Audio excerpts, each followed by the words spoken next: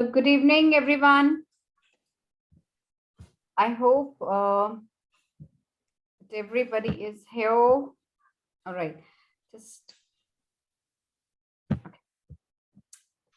So once again, wishing you all a very wonderful good evening. I, Pooja, welcome you all on behalf of AIF State Webinar Series. Today, we are going to learn about revision strategies for exams.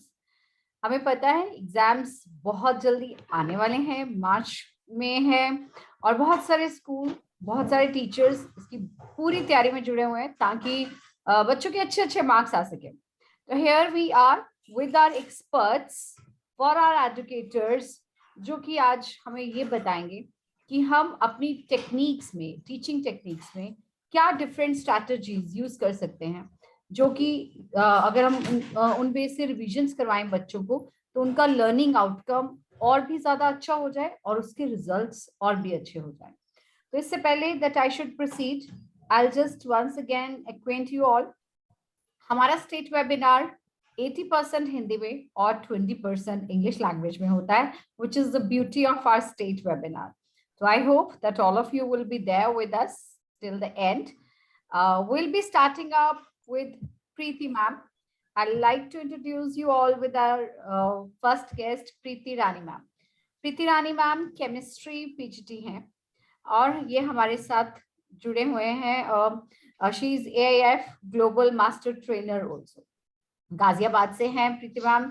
Thank you so much for being there with us. Next हमारे साथ हैं Meena ma'am. Meena ma'am she is lecturer mathematician, mathematics के lecturer हैं वो. AIF global master trainer हैं, Google certified trainer हैं और GEG Delhi के को लीडर हैं. Thank you so much Meena ma'am for being. Thank you ma'am. Then we have with us Veena Dhingra ma'am. Veena Dhingra ma'am maths faculty हैं, SMD ST Lakshmi girls senior secondary school Delhi से हैं हमारे साथ जुड़े हुए. She is also Google certified trainer and AIF resource person. Thank you so much Veena ma'am for joining us. So dear audience, आज हम थोड़ा सा रिविजन स्ट्रैटेजी में तड़का लगाने जा रहे हैं मैथ्स और साइंस का. सो लेट्स सी मैथ्स और साइंस में ऐसी कौन सी टेक्निक्स हैं जिससे हम अपने बच्चों को बहुत अच्छी लर्निंग दे सकते हैं. So I will be getting it over to you Preeti ma'am. Thank you so much Pooja ma'am. I hope my screen is visible to all of you. Yes ma'am, it is. Yes ma'am. Okay. All right, so नमस्कार, आप सभी का स्वागत है इस webinar पे, जिसमें मुझे उम्मीद है कि आप अपने साथ आज इस 1 घंटे के वेबिनार के बाद बहुत सारी अच्छी स्ट्रैटेजीज लेकर के अपने क्लासरूम पहुंचेंगे, जिससे आपके विद्यार्थियों को बहुत सारा फायदा होगा. कम टाइम में बहुत सारी चीजें वो रिवाइज कर पाएंगे और जब रिवीजन अच्छी होगी तो डेफिनेटली मार्क्स अच्छे होंगे. मैं फोकस करूंगी साइंस के रिवीजन स्ट्रैटेजी पे. बिफोर आई प्रोसीड फर्दर, मैं सबसे निवेदन करती हूँ कि आप जहाँ कहीं पे भी कुछ भी चीज आपको पूछनी हो, बेझिझक पूछिए, और अगर कुछ नई चीज ऐड करनी हो तो उसके लिए भी हम ओपन हैं. So the first question that comes, ये रिवीजन क्यों? क्योंकि बहुत पहले से हम जानते हैं कि अगर आप अभ्यास नहीं करते, अगर आप रिवीजन नहीं करते हैं, तो जो आप जानते हैं वो आपके किसी काम का नहीं रहता. जब समय पे आपका ज्ञान आपके काम ना आए, उस ज्ञान से कुछ नहीं होना. निरंतर अभ्यास न करने से ज्ञान भी विष के समान होता. उस ज्ञान के रहने या ना रहने से फिर कोई फर्क नहीं पड़ता. जब एग्जाम है तब हमें कुछ नहीं आता, और भले उसके बाद या उसके पहले हमें आता हो, मुझे नहीं लगता इससे कोई बहुत फर्क पड़ता है. ठीक है, तो ये तो हमारी पौराणिक बातें हैं जो कभी नहीं खत्म होती. हम आखिर रिवीजन करें क्यों? जब हम पूरा पढ़ लिया है, बहुत सारे बच्चे हमें पूछते हैं, मैम इतना रिवीजन क्यों, बार बार क्यों? क्योंकि उनको शायद ये अंदाजा नहीं कि बार बार जब आप एक ही चीजों को करते हैं तो आप उसमें एक्सपर्ट हो जाते हैं, आपको उसमें समय कम लगता है. और साथ में टीचर्स के लिए क्यों जरूरी है कि हम रिवीजन दें? टीचर के लिए इसलिए जरूरी है क्योंकि वो ये समझ पाते हैं कि हमारे बच्चे जो हमसे सीख रहे हैं वो उन्होंने कितना सीखा। अगर मैंने 100 सिखाया तो उसमें से 40, 50, 60, 80 कहाँ पर है वो स्केल में, ये जानने के लिए रिवीजन जरूरी है। ये भी जरूरी है कि अगर कुछ रह गया है तो कितना रह गया है, मुझे कौन से हिस्से पे फोकस करना है, कौन सी लर्निंग गैप ठीक करनी है, कौन सा ऐसा मटेरियल प्रोवाइड करना है, कौन से पार्ट पर रीइंफोर्समेंट करनी है। तो टीचर के लिए भी रिवीजन लेना उतना ही इम्पोर्टेंट है जितना कि बच्चों के लिए इम्पोर्टेंट है। बच्चों को क्या बताएं, रिवीजन कैसे करना, क्यों करना है, ये तो बता दिया हमने टीचर्स को भी, लेकिन बच्चों को क्यों करना चाहिए रिवीजन या फिर कैसे करना चाहिए। सबसे पहले उनके पास एक रिवीजन का टाइम टेबल होना चाहिए। मुझे लगता है हर टीचर जब रिवीजन के लिए जाता है उससे पहले बच्चों को इन 15 पॉइंटर्स के बारे में जरूर बताना चाहिए। रिवीजन का एक टाइम टेबल बनाइए, छोटे छोटे लर्निंग मैप्स के सहायता से आप अपने रिविजन्स करिए। स्पेस डिसाइडेड होना चाहिए, आप कहाँ बैठ करके पढ़ते हैं, बिकॉज जब आप एक पर्टिकुलर स्पेस पे पढ़ते हैं तो उस जगह की भी आदत हो जाती है आपको, आपकी एफिशिएंसी उस जगह पे भी डिपेंड करती है। मालूम चला आप टीवी जहां देखते हैं वहां बैठ करके पढ़ रहे हैं तो डेफिनेटली आपकी एफिशिएंसी लर्निंग में कम हो जाएगी। इन बातों को जरूर बच्चों के सामने रखिए। ग्रुप स्टडी एक बहुत अच्छा तरीका है पढ़ने का। ग्रुप मतलब मुझे अगर कोई एक चीज मालूम है तो मेरे दोस्तों को वो चीज अलग, उसी चीज की अलग अलग पहलू मालूम होते हैं। तो उन सभी पहलुओं को एक जगह पे इकट्ठा करके पढ़ना सबसे अच्छा एक्सरसाइज है। और बच्चे हम उम्र से ज्यादा अच्छे से सीखते हैं। हम भी समझते हैं कि हम आपस में जितना अच्छा सीखते हैं शायद हम अपने से सीनियर और अपने से जूनियर से नहीं सीख पाते। इसलिए बच्चों को ग्रुप स्टडी के लिए इनकरेज करना चाहिए। सब पढ़ाई तो बच्चे अपने हिसाब से, अपने शेड्यूल के हिसाब से करते हैं, लेकिन इसके साथ वो ये भूल जाते हैं एग्जाम आने के टाइम पे कि रेस्ट, खाना, एक्सरसाइज, पानी ये भी उतना ही जरूरी है। क्योंकि जब आप बॉडी से ज्यादा काम लेते हैं तो उसका एग्जॉस्ट भी ज्यादा होता है। और एक दिन एग्जॉस्ट करके काम चला सकते हैं, लेकिन लंबे रिविजन्स में आपको इसका भी ध्यान रखना चाहिए। कोई एक टॉपिक अटक गया, मुझे कम आ रहा है या मेरे बार बार पढ़ने के बाद भी नहीं आ रहा है, तो उसको जरूर बताएं कि इसको छोड़ करके आगे बढ़ो ताकि बाकी टॉपिक्स पे आप कॉन्फिडेंस गेन कर सके। ये छोटी छोटी बातें हैं जो हम कई बार करते हैं, पर मुझे ये बताना इसलिए जरूरी लगता है कि जब हम बार बार सुनते हैं तो हमें याद रहता है कि हमारे हर साल आए हुए बच्चे हमारे पास नए बच्चे होते हैं। ओके, अगर एक इफेक्टिव रिवीजन मैं पूछूं तो इफेक्टिव रिवीजन कैसा दिखता है? क्लासरूम में क्या हम टेक्स्ट को दोबारा पढ़ा देने को इफेक्टिव रिवीजन बोलते हैं? अभ्यास बोल सकते हैं उसको? मैंने एक चैप्टर पूरा पढ़ा दिया, दोबारा मुझे अगर उसको पूरा पढ़ा देना है तो क्या वो इफेक्टिव होगा एक छोटे से टाइम में? मुझे नहीं लगता कि ये सच है। स्टूडेंट जब मोटिवेट होकर के एंजॉय करते हैं रिवीजन को, वो असली रिवीजन है। अपने नॉलेज पे प्रोग्रेस करते हैं, वो रिवीजन है। आप जिन रिसोर्सेस को देते हैं बच्चों के सामने, अगर वो उनके साथ अच्छे से इंटरेक्ट करते हैं और गेन करते हैं, चाहे वो कॉन्फिडेंस हो या फिर उनका लर्निंग गैप ब्रिज हो रहा हो, उसको हम अच्छा रिवीजन मानते हैं। और साथ ही साथ अगर पेरेंट्स को पता है कि बच्चों को कहाँ सपोर्ट करना है और कैसे सपोर्ट करना है, the clarity that you provide by revision is the one that is most important. कई बार हम रिवीजन ऐसा लेते हैं कि बच्चों को भी नहीं पता कि टॉपिक कौन सा इम्पोर्टेंट है, तो पेरेंट्स को क्या ही पता होगा। So definitely the clarity is the most important thing for all that we do in revision. अब मैं आती हूँ कुछ टेक्निक्स पे नाउ। अभी अगर आप सिनेरियो देखें, प्रेजेंट सिनेरियो, तो हम इस चीज से झुटला नहीं सकते कि ये जो टेक्नोलॉजी ऐड हो गया है जिसकी वजह से हम पैन इंडिया एक दूसरे के साथ जुड़े हैं आज। मैं गाजियाबाद में बैठी हूँ, कोई पंजाब में बैठा है, कोई दिल्ली में बैठा है, हम सब एक जगह पर बातें कर पा रहे हैं। तो ये टेक्नोलॉजी है। इस टेक्नोलॉजी का हाथ अब कभी नहीं छूटने वाला हमसे। तो जब हम बच्चों को पढ़ाएंगे भी तो मोस्टली ये ब्लेंडेड होगा। अगर ये ब्लेंडेड 50% नहीं होगा तो मे बी 80-20 तो रहेगा ही। तो अपने रिवीजन को इंटरेस्टिंग बनाने के लिए हम ब्लेंडेड मेथड को यूज करना चाहिए। मैं इन 4-5 पॉइंट्स पर फोकस करूंगी: flash card, story telling, quizzes, graphic organizers, song and case study. Flash card बहुत पुराना तरीका है चीजों को समझाने का भी, रिवीजन लेने का तो है ही, पर बहुत इफेक्टिव है। जितने अच्छे फ्लैश कार्ड्स आप बनाएंगे उतना ज्यादा इफेक्टिव ये होता है। अभी आपके सामने एक स्क्रीन शॉट मैंने यहाँ शेयर किया हुआ है। ये फ्लैश कार्ड आपके बने बनाए फ्लैश कार्ड्स हैं। इसमें फ्लावर के पार्ट्स पर ये फ्लैश कार्ड बना हुआ है। बार बार शेयर और अनशेयर करने की वजह से मैंने यहाँ पे एक स्क्रीनशॉट लिया हुआ है।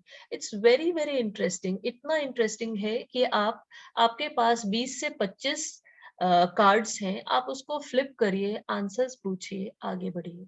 बच्चों का रिवीजन भी होता है और साथ में एंटरटेनिंग भी होता है। जो नहीं जानते उनको पिक्चर दिखता है। आई होप हम सभी मल्टीपल इंटेलिजेंस के बारे में जानते हैं। कई बच्चे पढ़ करके सीखते हैं, कई देख करके, कई सुन करके, कई इनके कॉम्बिनेशन से सीखते हैं।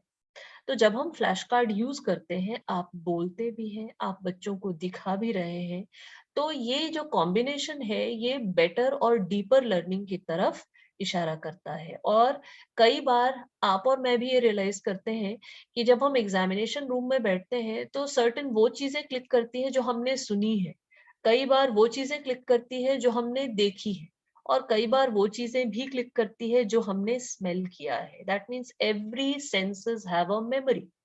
तो हम फ्लैश कार्ड के थ्रू इस कॉम्बिनेशन को डीपर लर्निंग की तरफ ले जाते हैं और एक बेटर रिवीजन, फास्टर रिवीजन भी होता है। Story telling. एक्सक्यूज मी प्रीति मैम, मैं यहाँ पे आपको इंटरव्यू यस करके कुछ पूछना चाहूंगी आउट जी ऑफ क्यूरियोसिटी। जो फ्लैश कार्ड्स आपने दिखाए वो आपने किसी साइट से लिए हैं? आई मीन, मैम, इज उसका there any site, app? Yes ma'am, उसका साइट मैंने ऊपर शेयर किया हुआ है this is screenshot. study.com? Yes ma'am, study.com academy backslash flashcards। Okay. ठीक है ma'am, I Preeti will ma'am, share it in the हाँ चैट। आप, हाँ जी, आप शेयर कर दीजिएगा मैं बाद में सारे chat लिंक box में। चैट में शेयर करूंगी। और इसमें प्रीति मैम सिर्फ साइंस के फ्लैश कार्ड्स हैं या और भी सब्जेक्ट्स के फ्लैश सारे कार्ड? सब्जेक्ट्स के हैं, मैंने साइंस का सिलेक्ट किया है। आप टॉपिक डालेंगे, आपके फ्लैश कार्ड्स अकॉर्डिंगली आ जाएंगे। That's great, thank you ma'am. Okay ma'am. Next comes storytelling. Storytelling is a art, teachers. If you don't know, do not indulge in it. First learn it and then go for it. Because आप interesting बनाने के चक्कर में हो सकता है कि boring बना दे बच्चों के लिए। इसलिए 3-4 चीजों का ध्यान रखिए। छोटे स्टोरीज वीव करिए, किसी भी टॉपिक का टॉपिक से रेलेवेंट होना चाहिए।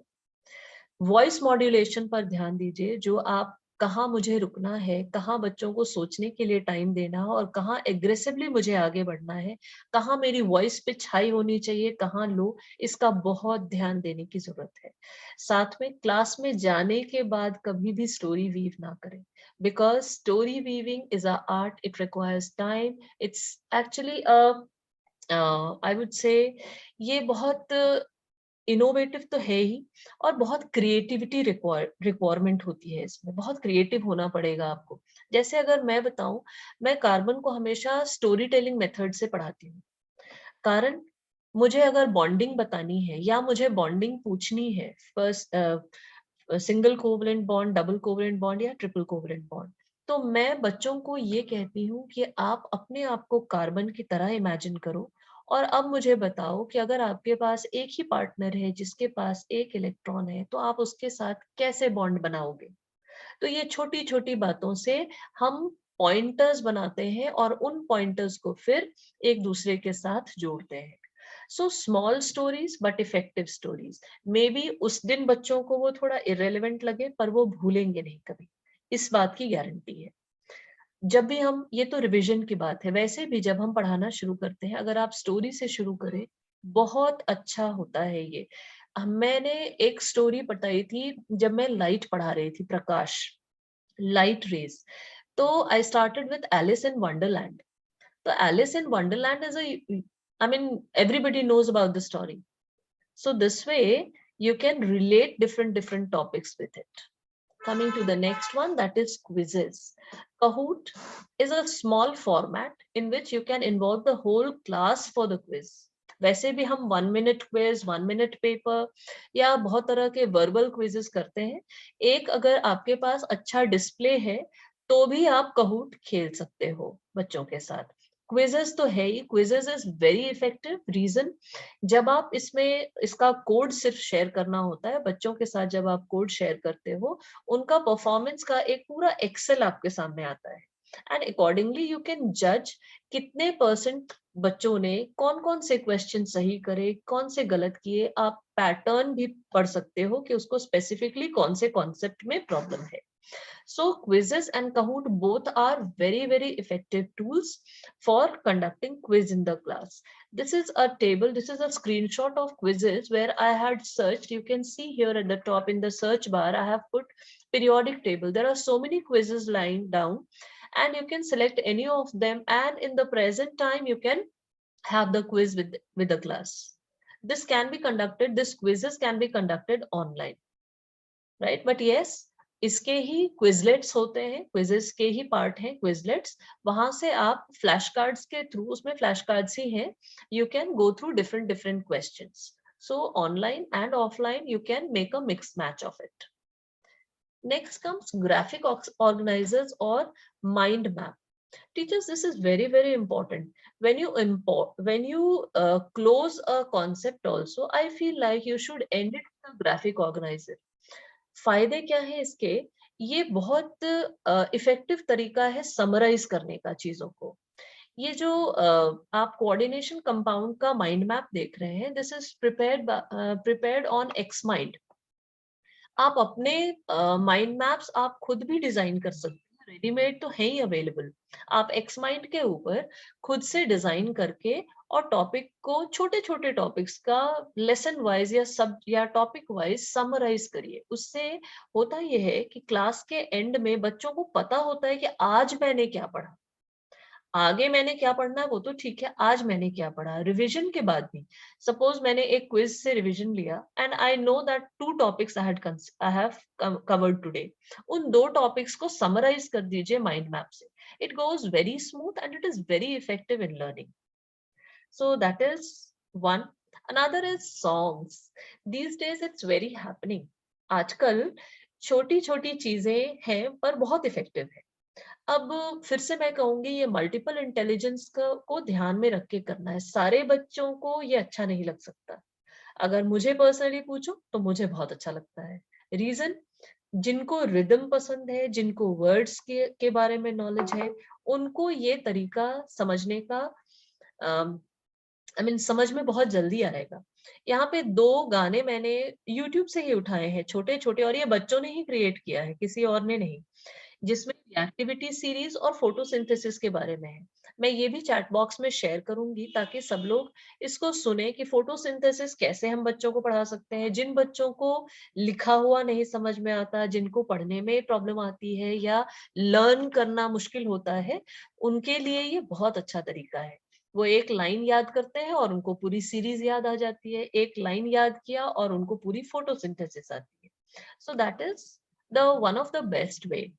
Now this is another very good tool, that is interactive worksheet.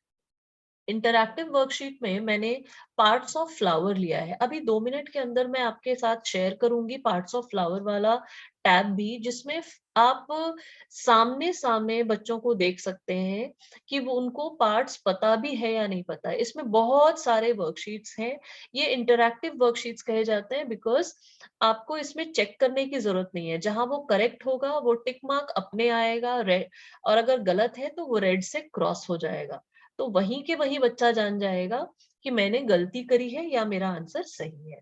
Now you can create puzzles also. जैसे फिजिक्स में साउंड है, इसमें मुझे कोई पजल क्रिएट करना है, then I can go for the link that I had shared here. I will be sharing that also in the screen. अब collaborative, मैं कई बार कहती हूँ कि collaboration is the best way of learning. Peer study, peer understanding, peer teaching is one of the best one. इसके लिए comic strips बनाएं. आपस में बैठ करके एक टॉपिक के ऊपर क्रिएटिविटी भी बढ़ती है और साथ में हमारे जो टॉपिक्स हैं वो भी अच्छे से कवर होते हैं। GIF मेकर बच्चों को बहुत मजा आता है, खास तौर पे 6 to 8 वाले जो बच्चे हैं उनको ये GIF बनाने में बहुत मजा आता है। Infographics, model making, story board is another one जहां आप स्टोरी क्रिएट कर सकते हो according to the topics. I will be sharing all of them. मैं अब आपके साथ शेयर कर रही हूँ एक screen just for 2 more minutes, जहां पे आप देख पाओगे कि जो लिंक्स मैंने बात की हैं, interactive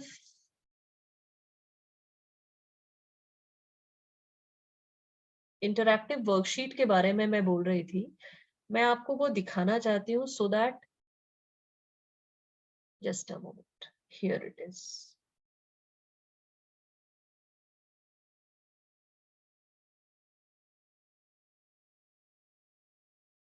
If you can see my screen, can you see? This is the part. Yes, ma'am. Yes. Yes, This is the it's visible, ma'am.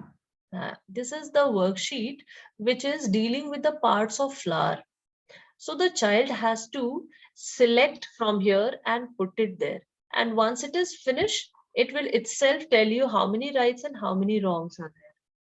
Online puzzles are also there. You can create different types of puzzles for children and accordingly they can go for it. Next is the quizzes that I told you. You can go for any of the quiz and just you have to share the code for it and everyone can have an access to it. Next is the flashcards. They are beautiful ones. I mean, you can just flip on the cards and you can get the right answer. So here is the statement and you just have to move to the next one if you want to see the answer. Got it, missed it. So everything you need to be vigilant. See here, you can see the name, the part of the flower is here. You need to tell the name. So you just have to have a screen and then rest will be taken forward by the students itself. You can see different parts are there with the answers, filament, everything is there. So this is what I wanted to share with you. And I would like to stop myself here. And over to you, Pooja ma'am. Thank you so much. Thank you so much, Preeti ma'am. That is why we say that technology is such a beauty that, you know, if an educator try to use it in a very innovative manner, of course, yes, learning can happen. और आजकल के बच्चे सबसे ज्यादा पसंद ही ये करते हैं, उनको डिवाइसेस से जुड़ना ज्यादा अच्छा लगता है। और सर्टनली ये चीजों का फायदा ये है कि वो घर पे बैठे भी इन चीजों को यूज कर सकते हैं end of course great learning can happen. Thank you so much, Preeti ma'am. Our all the audience, like everybody, they'll be waiting for the links, whatever you have shared. So I'll request you to share all those links in our WhatsApp group as well, so that others can also get benefit. Okay, sure, ma'am. Thank you so much. So dear audience, let's get proceeded next. Science से चलते हैं हम maths की ओर. I will request Meena ma'am to proceed further. Meena ma'am, over to you. Thank you, ma'am. Thank you. Welcome, everyone. Just share my screen first.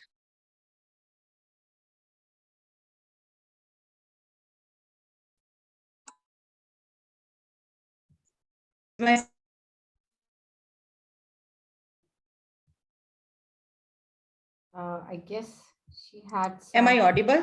Yeah. Yes, ma'am, you're audible. Yes. Yes. Mathematics, we are to discuss in two categories. I'm taking mathematics for 11th and 12th classes especially, and Veena ma'am will take for 9th and 10th classes. First of all, I just want to give a brief of the syllabus, though we all already know, but this is very important for all those students who are just going to begin now. 12th के syllabus में हमारे पास calculus है, integration, application of integration, differential equation 18 marks का portion, vectors and 3 dimensional geometry 14 marks का portion, probability 8 marks का portion. 40 marks का total paper वो देने वाले हैं और जिसमें से 10 मार्क्स इंटरनल असेसमेंट के रहेंगे। और इंटरनल असेसमेंट का जो पोर्शन है वो आई थिंक टीचर्स को भी कई बार बहुत कंफ्यूजन रहता है, तो I will be liking to make any doubt clear here. Yes, deleted portion में बहुत कंफ्यूजन रहता है कई बार। इंटीग्रल्स में से स्पेशली डिलीटेड पोर्शन है इस टाइप के integral, square root of ax square plus bx plus c, square root of ax square plus bx plus c के साथ px प्लस q का multiplication and limit definite integral as a limit of sum. Totally deleted portion है ये। Area between two curves, कई बार teachers को confusion है कि curve और लाइन के बीच में भी, कर्व और लाइन के बीच का एरिया बिल्कुल काउंटेड है, वो आ सकता है। सैंपल पेपर भी अगर सबने देखा है तो that is included in that. Differential equation में से मेनली हमारा डिलीटेड पोर्शन है formation of differential equation and linear differential equation of this type, dx by dy plus px is equal to q। Vectors में से सिर्फ scalar triple product deleted है। 3 dimensional में से डिलीटेड है angle between two lines, two planes, a line and a plane. Probability, mean and variance deleted है totally and Bernoulli's trial. If any bus has any doubt in this, अगर किसी भी participant को इन deleted portion में कोई doubt है, क्योंकि हम अपने व्हाट्सएप ग्रुप्स में देखते हैं कई बार बहुत क्वेरीज आती हैं, अगर इनमें किसी में भी डाउट है तो हम उसको डिस्कस कर सकते हैं if anyone has any doubt. Otherwise ये मैंने ब्रीफ में ही लिया है क्योंकि हम एक बार स्टूडेंट्स को भी बताना चाहेंगे दोबारा, स्पेशली जो बिगनर्स हैं। हम सब जानते हैं इस लॉकडाउन के माहौल में बच्चे कई हर स्टेज पर बैठे हैं, कई बच्चा बहुत आगे है तो कई बच्चे बहुत पीछे हैं। तो हमारी फर्स्ट ऑफ ऑल रिवीजन के लिए यही ड्यूटी बनती है कि जो भी बच्चे जिस लेवल पे हैं उनको हम उस ढंग से स्टार्ट करें, उनको सिलेबस भी बहुत क्लियर कट बताएं, स्पेशली डिलीटेड टॉपिक, क्योंकि जो बच्चा रेगुलर हमारे टच में नहीं रहा वो डिलीटेड टॉपिक भी बिल्कुल नहीं जानता। यस, चलिए मेन अब मैं बात करती हूँ ब्लूप्रिंट की। ब्लूप्रिंट हम सबको पता है, एज सच सीबीएसई ने कोई डिक्लेयर नहीं किया, बट सैंपल पेपर से हम खुद थोड़ा सा एक ब्लूप्रिंट जो बना सकते हैं, I am discussing only that. 120 minutes में हमने 14 क्वेश्चन करने हैं। सैंपल पेपर जो सीबीएसई ने डिक्लेयर किया उसमें सेक्शन ए में 6 क्वेश्चन, सेक्शन बी में 4 क्वेश्चन, सेक्शन सी में 4 question. Marks for each question in section A is 2, marks for each question in section B is 3, marks of each question in section C is 4. So totally 40 marks paper is there. This all is very important to tell a student who is going to start revision right now and he also want to start with the topics. तो उसको at least पता होना चाहिए किस topic से क्या exactly आने वाला है, तो मैं उसी हिसाब से प्लान करूं। चलिए रिवीजन स्ट्रेटेजी भी मैं बात करूंगी सभी लेवल के बच्चों के लिए। इसमें अगर हमने पेपर में ऑब्जर्व किया तो एक क्वेश्चन में इंटरनल चॉइस थी सेक्शन ए में, 2 क्वेश्चन में इंटरनल चॉइस थी सेक्शन बी में और सेक्शन सी में 1, तो अल्टीमेटली 12 मार्क्स की चॉइसेस हैं। जो सीबीएसई का एक अब स्टैंडर्ड रूल है, वो स्टैंडर्ड रूल यही है 1/3 हमने ऑप्शनल देना है। सीबीएसई के हर पेपर में 1/3 ऑप्शनल होता है।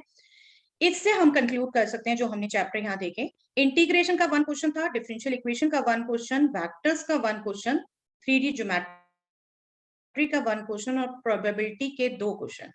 ये क्वेश्चन 2 मार्क्स के। इंटीग्रेशन का 1 क्वेश्चन, डिफरेंशियल इक्वेशन का 1 क्वेश्चन, वेक्टर का 1 क्वेश्चन, 3D ज्योमेट्री का 1 क्वेश्चन।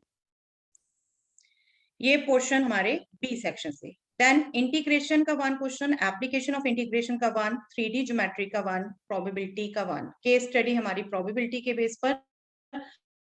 कई बार टीचर्स भी कंफ्यूज रहते हैं कि हाँ केस स्टडी प्रोबेबिलिटी से आनी है, पर सभी टीचर्स को मैं सजेस्ट करूंगी बिल्कुल ये माइंड से खुद भी निकाल लीजिए और हमें बच्चों को भी क्लियर कट बताना है कि केस स्टडी कोई मस्ट नहीं है कि प्रोबेबिलिटी से आएगी। आपके किसी भी टॉपिक से केस स्टडी हो सकती है, आपने हर टॉपिक को उतना थॉरली करना है कि केस स्टडी कहीं से भी आए आप कर सकते हैं। इससे अगर मैं एक ब्लूप्रिंट कंक्लूड करूं तो this will be like this. Integration से एक तरीके से हर कैटेगरी में एक क्वेश्चन आया हुआ है, 9 मार्क्स। ये ये अब जो है ये हमें अपनी रिवीजन स्ट्रेटेजी में बच्चों को जरूर बताना है, जरूर गाइड करना है, स्पेशली उन बच्चों को जो अब शुरू करेंगे, जो शुरुआत करेंगे, जिनको ये देखना है कि कहाँ से पोर्शन ज्यादा आना है, कौन से में कंसेप्ट्स कम रहने हैं कि हम उससे स्टार्ट करें। एप्लीकेशन ऑफ इंटीग्रेशन में 4 मार्क्स का 1 क्वेश्चन है सिर्फ। डिफरेंशियल इक्वेशन में 2 मार्क्स और 3 मार्क्स में 1 क्वेश्चन है, that means ultimately 5 marks.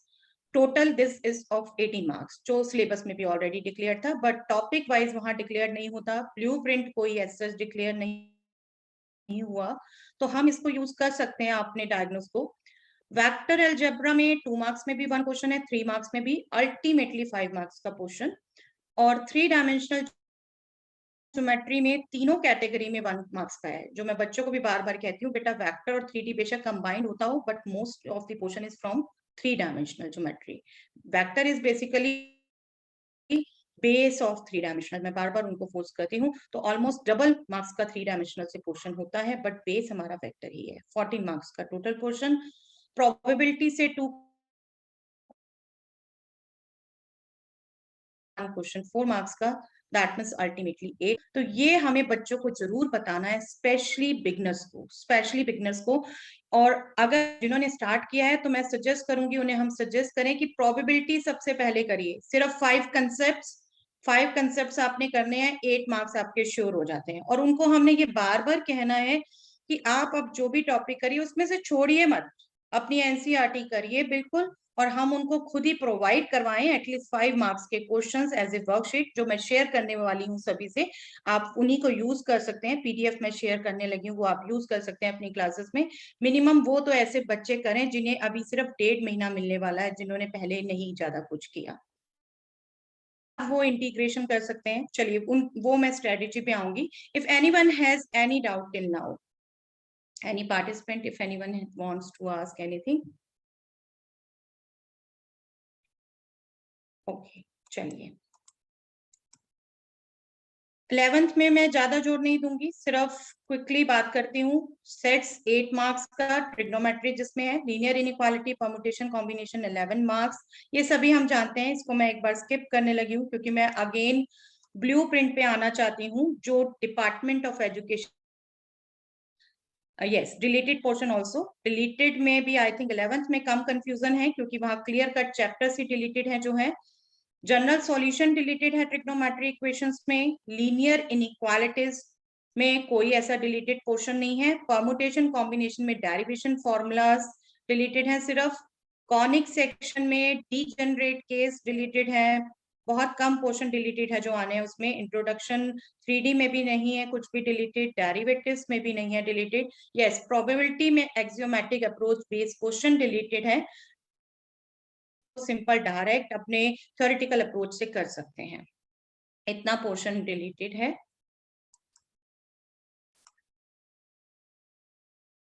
Department of education का जो पेपर है दिल्ली का, उसके बेस पे अगर मैं डिस्कस करूं ब्लूप्रिंट 11th क्लास का, तो उस 11th क्लास के ब्लूप्रिंट में नो डाउट वहां एक थोड़ी सी मिस्टेक भी है, रिलेशन फंक्शन का क्वेश्चन ऐड हो गया, बट वहां करेक्शन डेफिनेटली फाइनल में जरूर आएगी।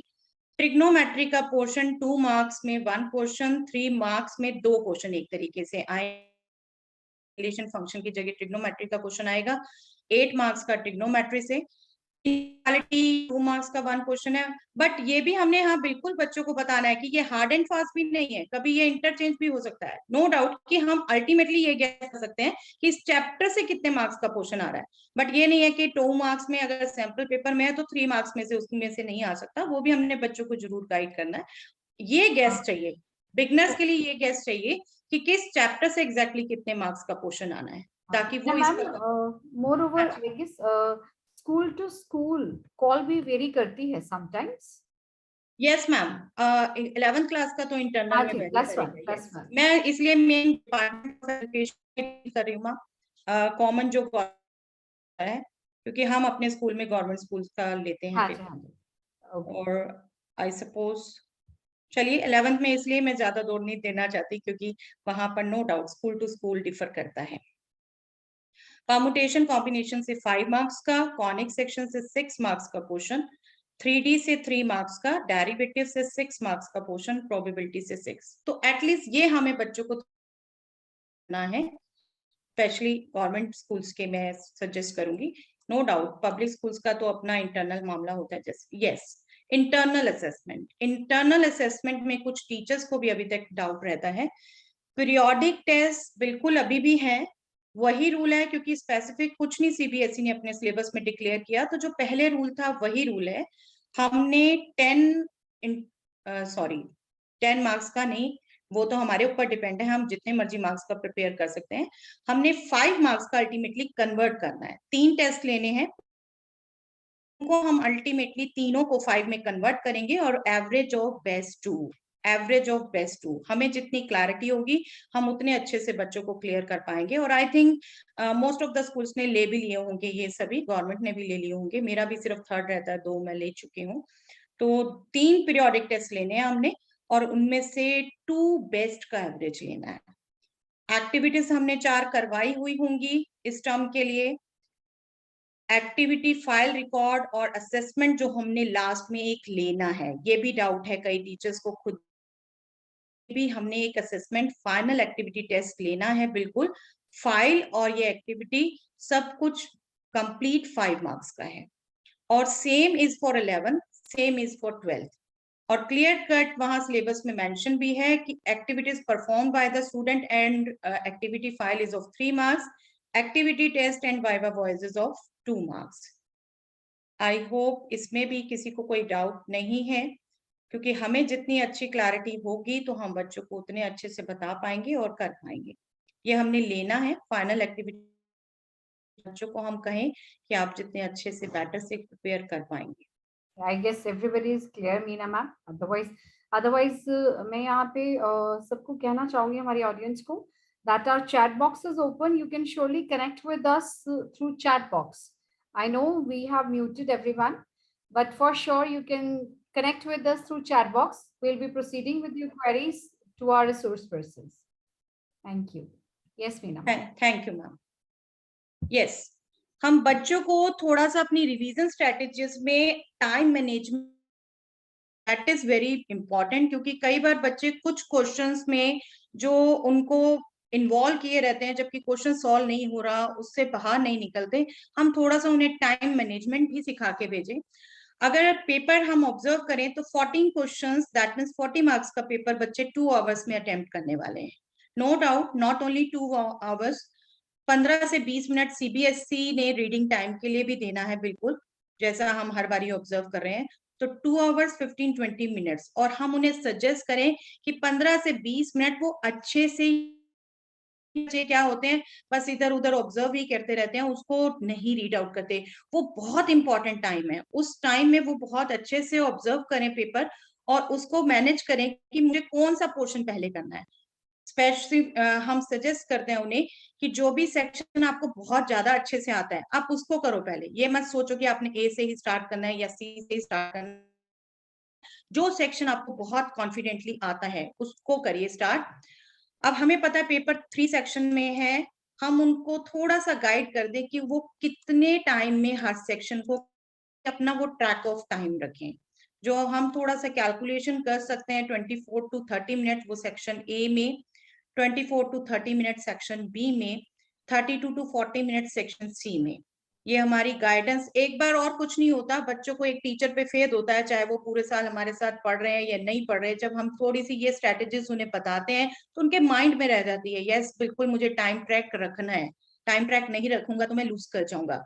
ऑलमोस्ट ये पेपर वो कंप्लीट कर लेगा 80 to 100 मिनट्स में, दैट मीन्स उसके पास 10 to 20 मिनट्स पक्का है। रीजन भी कई बच्चों को लगता है इंपॉर्टेंट नहीं है, हम उन्हें क्लास टेस्ट से, जो पीरियोडिक टेस्ट ले रहे हैं उन्हीं से ही हिंट दे के बीच बीच में क्लिक करके बताएं, बिल्कुल बेटा देखो ये आपकी जल्दी की मिस्टेक हो गई, एक बार आप रिवाइज कर लेते तो बहुत अच्छा हो जाता। इंडिविजुअल टच दे दे बच्चों को हम पीरियोडिक टेस्ट में, तो उनको याद रहता है हाँ मेरी ऐसे ऐसे मिस्टेक हुई है, नहीं अभी मैंने टाइम मैनेज करके चलना है बिल्कुल, और मैंने अपना रिवीजन का टाइम भी बिल्कुल रखना है, that is very important. This is just to handle the time pressure in the period of time। और मुझे लगता है ये सभी टीचर्स करना चाहिए, क्योंकि कहते ना कहते टीचर्स की बात का कुछ इफेक्ट बच्चों पर जरूर है। जबकि हम लॉकडाउन में जानते हैं 20% बच्चे ही रेगुलर है, चाहे पब्लिक चाहे वो गवर्नमेंट स्कूलों में, लेकिन स्टिल बच्चा एक बार सुनता है, समझता है इस बात को। यस, अब आती स्ट्रैटेजीज जो हम एज ए टीचर रिवीजन के लिए बच्चों के साथ हमें करनी चाहिए। हमें एक बार रिवीजन के स्टार्ट में बिल्कुल सिलेबस को थॉरली डिस्कस करना चाहिए। That's why I have discussed की पूरी बुक नहीं आने वाली, डिलीटेड पोर्शन है, उनको स्पेशली हमें क्लियर कट बताना चाहिए कि कौन सा पोर्शन बिल्कुल डिलीटेड है, उसमें आप टाइम वेस्ट मत करिए। सेकंड, हमें जो लेटेस्ट पेपर है, ब्लूप्रिंट भी मैंने इसलिए डिस्कस किया, वो बिल्कुल ऐसे बच्चों को क्लियर कट बताना चाहिए, क्योंकि उन्हें भी क्लियर होना चाहिए मुझे रिवीजन के लिए किस टॉपिक में कितना प्रेशर देना है, कितना टाइम में। आफ्टर दैट उनसे हम सैंपल पेपर भी बिल्कुल शेयर करें, सब उनको हम एनकरेज करें, क्योंकि ये मैं चीज बहुत इंपॉर्टेंट समझती हूँ। मैं 11th के शुरू से बच्चों को कहने लग जाती हूँ कि आप अपने नोट्स खुद बनाइए, अपने नोट्स या फिर माइंड मैप्स, बिल्कुल बुलेट पॉइंट्स जैसे भी आप लाइक करते हैं, आप उस ढंग से बनाइए, क्योंकि अपने हाथ के बने हुए नोट्स के टक्कर में कुछ भी नहीं होता, आप कहीं से भी कुछ भी ले लो। बट स्टिल आई थिंक ये हमें कोशिश रखनी चाहिए, अगर कुछ तो हम उन्हें माइंड मैप्स बनाकर भी दें, ताकि वो लास्ट रिवीजन थोड़ा कर सकें। एनकरेज करना चाहिए उनको, स्पेशली वो एरियाज देखने के लिए वो सर्च आउट करें पूरा कि क्या वीक एरियाज हैं, क्या स्ट्रेंथ एरियाज हैं। मैं अपनी क्लास में क्या प्लान करती हूँ इन दिनों में, क्योंकि हमारे पास अभी एटलीस्ट क्लासरूम रिवीजन के लिए 1.5 मंथ फुल है, तो मैंने बहुत जो अच्छे अच्छे बच्चे टॉपिक क्लियर करते हैं, मैंने उनको थोड़ा सा कॉन्फिडेंस में ले लिया है कि आप अब थोड़ा सा पीयर टीचिंग करेंगे। पीयर टीचिंग करेंगे, जो आपको वीक टॉपिक लगते हैं आएगा, और जो बच्चे बिल्कुल नहीं सुन रहे, बिल्कुल कनेक्शन नहीं रख रहे स्कूल से, उन्हें थोड़ा सा अपने दोस्तों से समझने से अच्छा लगेगा। आई थिंक उनका भी कॉन्फिडेंस बढ़ेगा, और उन बच्चों को भी अच्छा लगेगा कि हाँ मेरे दोस्त पढ़ा रहे हैं, जब वो इतना बता सकता है तो मैं थोड़ा सा तो समझ ही सकता हूँ, मैं आगे कुछ तो कर ही सकता हूँ। जो बिल्कुल ढीले बैठे हैं अभी तक बच्चे, वो भी एनकरेज होंगे अपने दोस्तों to they make their own personalized. That is very true. हमें पता है हमारी क्लास में वैरायटी ऑफ स्टूडेंट्स हैं, कोई बहुत आगे है, कोई बहुत पीछे लेवल है, उन्हीं को एनकरेज करना है। और स्पेशली 11th-12th जो अपना एक कैरियर भी माइंड में रख के चलते हैं, उनको हम बिल्कुल सजेस्ट करें, बेटा अपना एक टाइम टेबल बनाइए, किस सब्जेक्ट को कितना टाइम देना है डेली, और उस पर स्टिक भी रहिए। ये नहीं कि आज तो फॉलो हो गया फिर 2 दिन के लिए फिर गायब, उस पर स्टिक भी रहिए, हमें ये सजेस्ट करना होगा। डिस्ट्रैक्शन एंड ना हो, इसके लिए भी हमें उनको बिल्कुल सजेस्ट करना है कि वो जैसा अभी प्रीति मैम जो भी रूम अपना देखे, वो फिक्स ऐसा हो कि वहां पर डिस्ट्रैक्शन प्लेसेस ना हो। सबसे बड़ी डिस्कशन जो बच्चों के, वो भी हम उन्हें गाइड करें कि बेटा अपने आप को बिल्कुल स्ट्रिक्ट ले लो, जब आप पढ़ रहे हो एटलीस्ट मोबाइल में बिल्कुल बंद करके साइड पे रख दो, क्योंकि मोबाइल तो आजकल हर बच्चे के हाथ में है। तो इतना बच्चा खुद भी समझेगा कि एटलीस्ट अगर चलो मैं 2 घंटे पढ़ रहा हूँ, तो उसको मैं उस टाइम तो जरूर साइड पे रखूं, कि हाँ आपसे ले नहीं रहे, बिल्कुल आप उसको खुद अपनी डिटर्मिनेशन से साइड पे रखो, डिस्ट्रैक्शंस नहीं होनी चाहिए। यस, ये भी हमें उन्हें गाइड करना है कि सभी सब्जेक्ट में बैलेंस रखें। सभी सब्जेक्ट्स में बैलेंस रखेंगे, फर्स्ट ऑफ ऑल तो पास ही उन्होंने सभी सब्जेक्ट से होना है। सेकंड, ये अब जब का भी तरीका है, वो कंटिन्यूअस जब एक सब्जेक्ट पढ़ते रहते हैं तो स्टैग्नेट हो जाते हैं। स्टैग्नेट हो जाते हैं तो उनके माइंड में फिर आगे कुछ नहीं होता, तो उनको ये खुद अपने डिसाइड करना है, मुझे हाफ आवर या 1 आवर एक सब्जेक्ट को अगर देना है, तो ये नहीं कि मैं 5 आवर्स एट अ स्ट्रेच एक ही सब्जेक्ट पढ़ रहा हूँ। वो हम थोड़ा सा उन्हें गाइड करें कि ये टेक्निकली साइंटिफिकली सुटेबल है उनके लिए, कि वो ब्रेक दे के भी पढ़ें और सब्जेक्ट चेंज करके पढ़ें। एक में ही स्टैग्नेट रहेंगे तो फिर नहीं, अभी नहीं ठीक, नो डाउट पेपर के टाइम तो पढ़ना ही है। उनको एनकरेज करें हम, एक सब्जेक्ट जो मैं अभी बात कह चुकी हूँ अपनी, डाउट्स वो जरूर बिल्कुल क्लियर रखें। जो अभी शुरू करने लगे हैं, वो उनके बहुत डाउट्स निकलेंगे और वो हेजिटेट भी करेंगे कि मैडम क्या कहेंगी, सर क्या कहेंगे। हम उनको रोज एनकरेज करते रहे, बेटा आपने कल ये टॉपिक पढ़ा होगा, बिल्कुल आप पूछिए। हम जब खुद भी हम भी रिवीजन में अपने टॉपिक कुछ ना कुछ कराएंगे, नो डाउट। अभी सबकी प्लानिंग ये होती है, हम प्रीवियस ईयर क्वेश्चन डिस्कस करते हैं क्लास में, या कोई बच्चा ही डाउट लाता है अपना, कोई टॉपर बच्चा एग्जाम क्वेश्चन लाता है, तो हम कहते हैं चलो बेटा हम सारे करते हैं, ये बहुत अच्छा क्वेश्चन है। तो उनको हम बच्चों को कहें कि आप कर रहे हो तो अपने डाउट भी साथ साथ क्लियर रखो, ये माइंड में मत रखो बिल्कुल, फिर पढ़ने का कोई फायदा नहीं। Yes, these are strategies for regular learner. Regular learner definitely अपने नोट्स बना के रखते होंगे। मैं तो बच्चों को अपने सजेस्ट करती हूँ अपने नोट्स भी बनाइए और माइंड मैप्स, जैसे भी आप प्रेफर करते हो वैसे आप अपने बनाइए, वो उसको अच्छे से रिवाइज। स्ट्रेटेजीज अगर हमारी हर टाइप के बच्चे के लिए सेम रहेंगी तो हम फेलियर हैं। हमें रिवीजन स्ट्रेटेजी भी अपने हर अलग वैरायटी के बच्चे के लिए अलग रखनी पड़ेगी। अभी मैं बात करने लगी हूँ उनको, हाँ आप रिवीजन स्टार्ट करने लगे हैं तो अपने नोट्स पहले एक बार रिवाइज कर लीजिए, अपने हर रिजल्ट को माइंड में रख लीजिए। उसके बाद ऐसे बच्चे बिल्कुल अपनी एनसीईआरटी बुक करते करते ही स्टार मार्क करके रखते हैं, जो जो क्वेश्चन उन्हें डिफिकल्ट लगे या जो जो क्वेश्चन उन्हें हॉट्स लगे।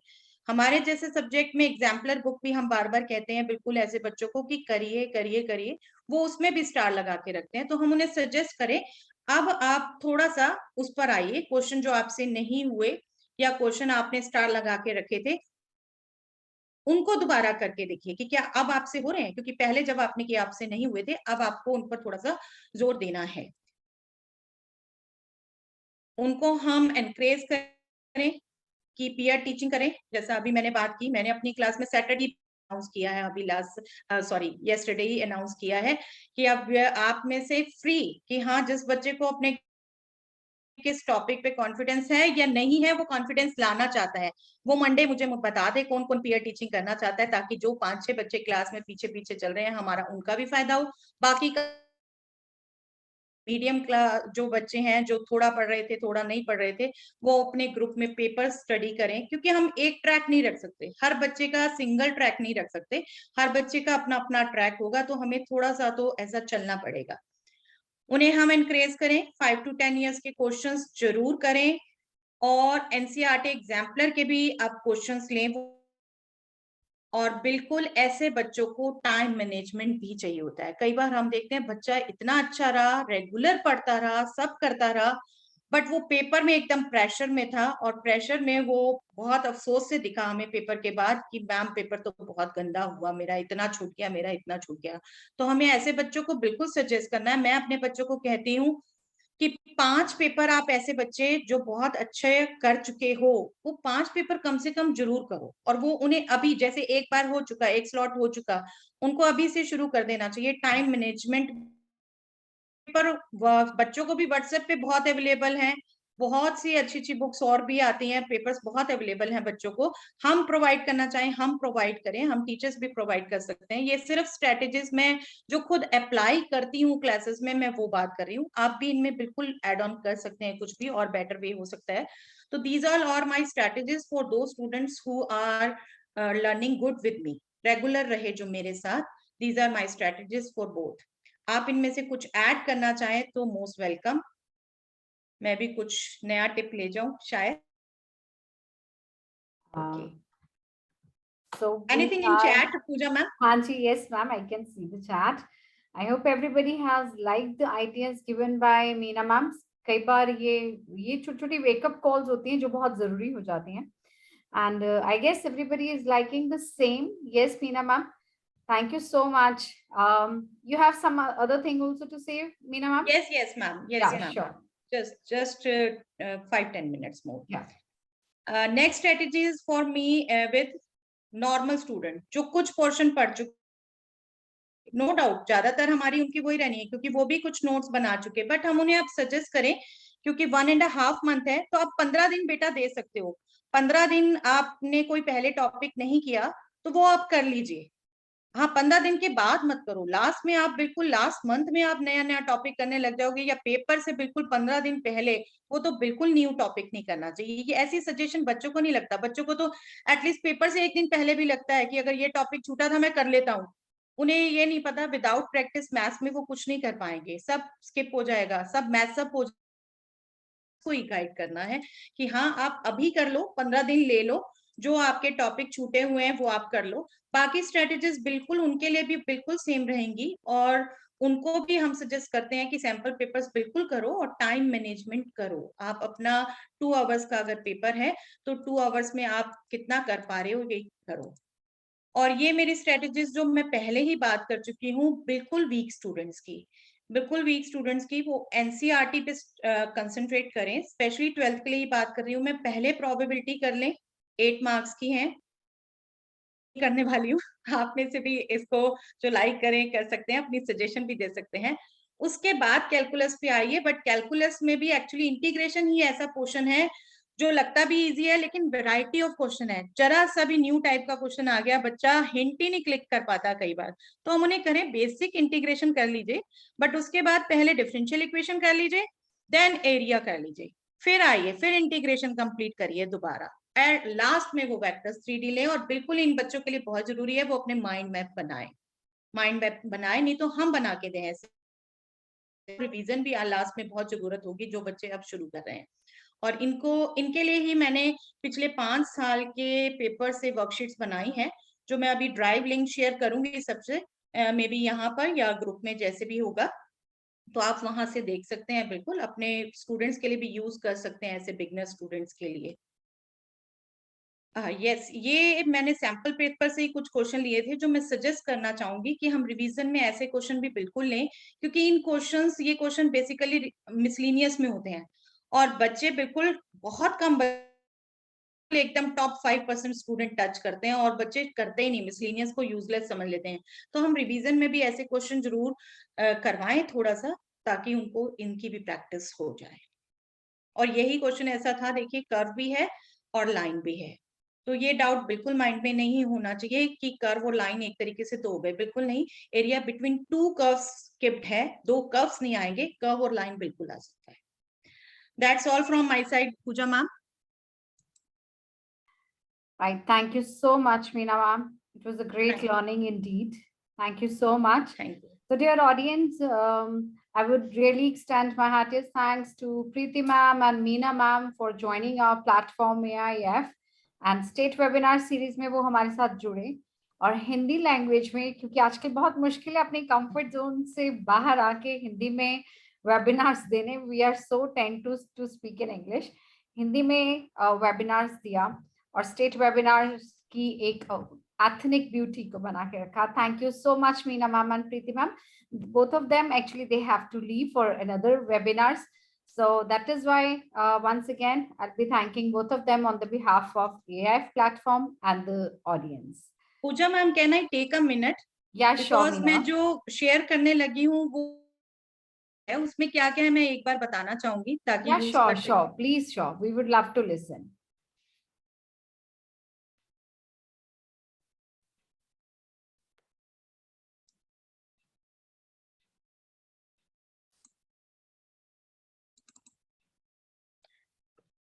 This is the document I am going to share. Okay. These are the resources. Here you will find Department of Education's 11th class papers. क्योंकि हम बच्चों को बार बार कहते हैं, बच्चे ढूंढ नहीं पाते, एटलीस्ट डिपार्टमेंट के पेपर नहीं मिलते, हमें खुद ही प्रोवाइड। 11th क्लास के डिपार्टमेंट के पेपर आपको इस लिंक में मिल जाएंगे सभी को। 12th क्लास के नो डाउट सीबीएसई की साइट पे मिलते हैं, still I have put it here. यहाँ सेकंड लिंक से आपको 12th क्लास के मिल जाएंगे। और जो मैंने बिल्कुल बिगनर्स के लिए खुद वर्कशीट बनाई है लास्ट 5 इयर्स की, सिर्फ दिल्ली रीजन के क्वेश्चन लिए, क्योंकि ऐसे बच्चे मिनिमम टू मिनिमम करना चाहेंगे हम, एटलीस्ट चलिए थोड़ी सी ना से हम कुछ बेटर समझते हैं, तो ऐसे बच्चों के लिए ये वर्कशीट्स मैंने बनाई है, वो इस बैकलेट में मिल जाएंगे, सभी पीडीएफ्स हैं, डाउनलोड कर सकते हैं आप, शेयर कर सकते हैं अपने बच्चों से। और ये जो रिसोर्सेज हैं 11th-12th के और इंटरनल असेसमेंट रिलेटेड हमारे ऑर्डर्स हैं, या हमारे को कई इंटरनल असेसमेंट के लिए स्टिल डाउट रहता है, तो मोर क्लैरिटी के लिए सैंपल पेपर्स भी इसमें हैं, डिपार्टमेंट के भी, सीबीएसई के भी, और जो ये सर्कुलर्स हैं इंटरनल असेसमेंट के, वो भी इस लिंक में आपको मिल जाएंगे। ये मेरे ड्राइव के रिसोर्सेज हैं। और यहाँ प्लीज एक फीडबैक लिंक भी मिलेगा, which is very important for me as a trainer, because we have to submit to Google. तो प्लीज ये फीडबैक लिंक भी प्लीज सब क्लिक करके जरूर फिल करिएगा। I will request every one of you, I am going to share this drive link with all of you in group also, in chat also. Right. Thank you, Meena ma'am. Thank you so much. Truly saying, it's very difficult sometimes, to work hard so much and then to share this like everything with everyone. क्योंकि बहुत सारे educators होते हैं जो अपनी पूरे इतनी मेहनत करके जो चीजें बनाते हैं उसको शेयर नहीं करते हैं. Right? They keep it with them. But it's very kind on But your I love part, to, Meena ma'am. ma'am. I love to Very share kind on your because part. our learning is to share only. I believe Of it's course, this. yes. Of course, yes. Thank you, Meena ma'am. Thank you once again. Thank you, ma'am. Yes, Preeti ma'am, you want to say something? Okay, thank you so much, dear audience. I always love to speak in Hindi in state webinars. That's the beauty of this webinar. And धन्यवाद, बहुत बहुत शुक्रिया आप लोगों का। एक patient listener की तरह आप लोगों ने सुना। मैंने सारे लिंक्स शेयर किए हैं, उनको जरूर यूज करिए, अपने रिवीजन को इफेक्टिव बनाइए और बच्चों का काम आसान हो, उनका लर्निंग मजेदार हो, इसके लिए हम सब मिलके कोशिश करें। Thank you so much for calling me and hearing me so patiently. Thank you so much. So, dear audience, we'll be continuing with Veena ma'am now. Veena ma'am, please take us to the journey of maths. And Veena ma'am is going to share 9th and 10th strategies. Over to you, Veena ma'am. Thank you, Pooja ma'am. Thank you. And Meena ma'am and Preeti ma'am also. Thanks for sharing such a nice strategies. And they were really very good. And most of the points you've already covered. आपने उसमें से बहुत कुछ जो हम cover, क्योंकि देखो subject चाहे कोई भी हो, मैथ्स हो, साइंस हो, जो स्ट्रेटजीज हैं वो सबके लिए एग्जाम टाइम में, स्पेशली बोर्ड क्लासेस में ऑलमोस्ट सेम ही रहती सिमिलर हो जाती हैं। हाँ, तो आप यहाँ पे जो भी ऑडियंस हैं, यहाँ प्रेजेंट हैं, उन सभी को मेरा बहुत बहुत नमस्कार। तो मैं शुरू करती हूँ हमारी स्ट्रेटजीज के लिए। सबसे पहले I will share my screen, just a minute.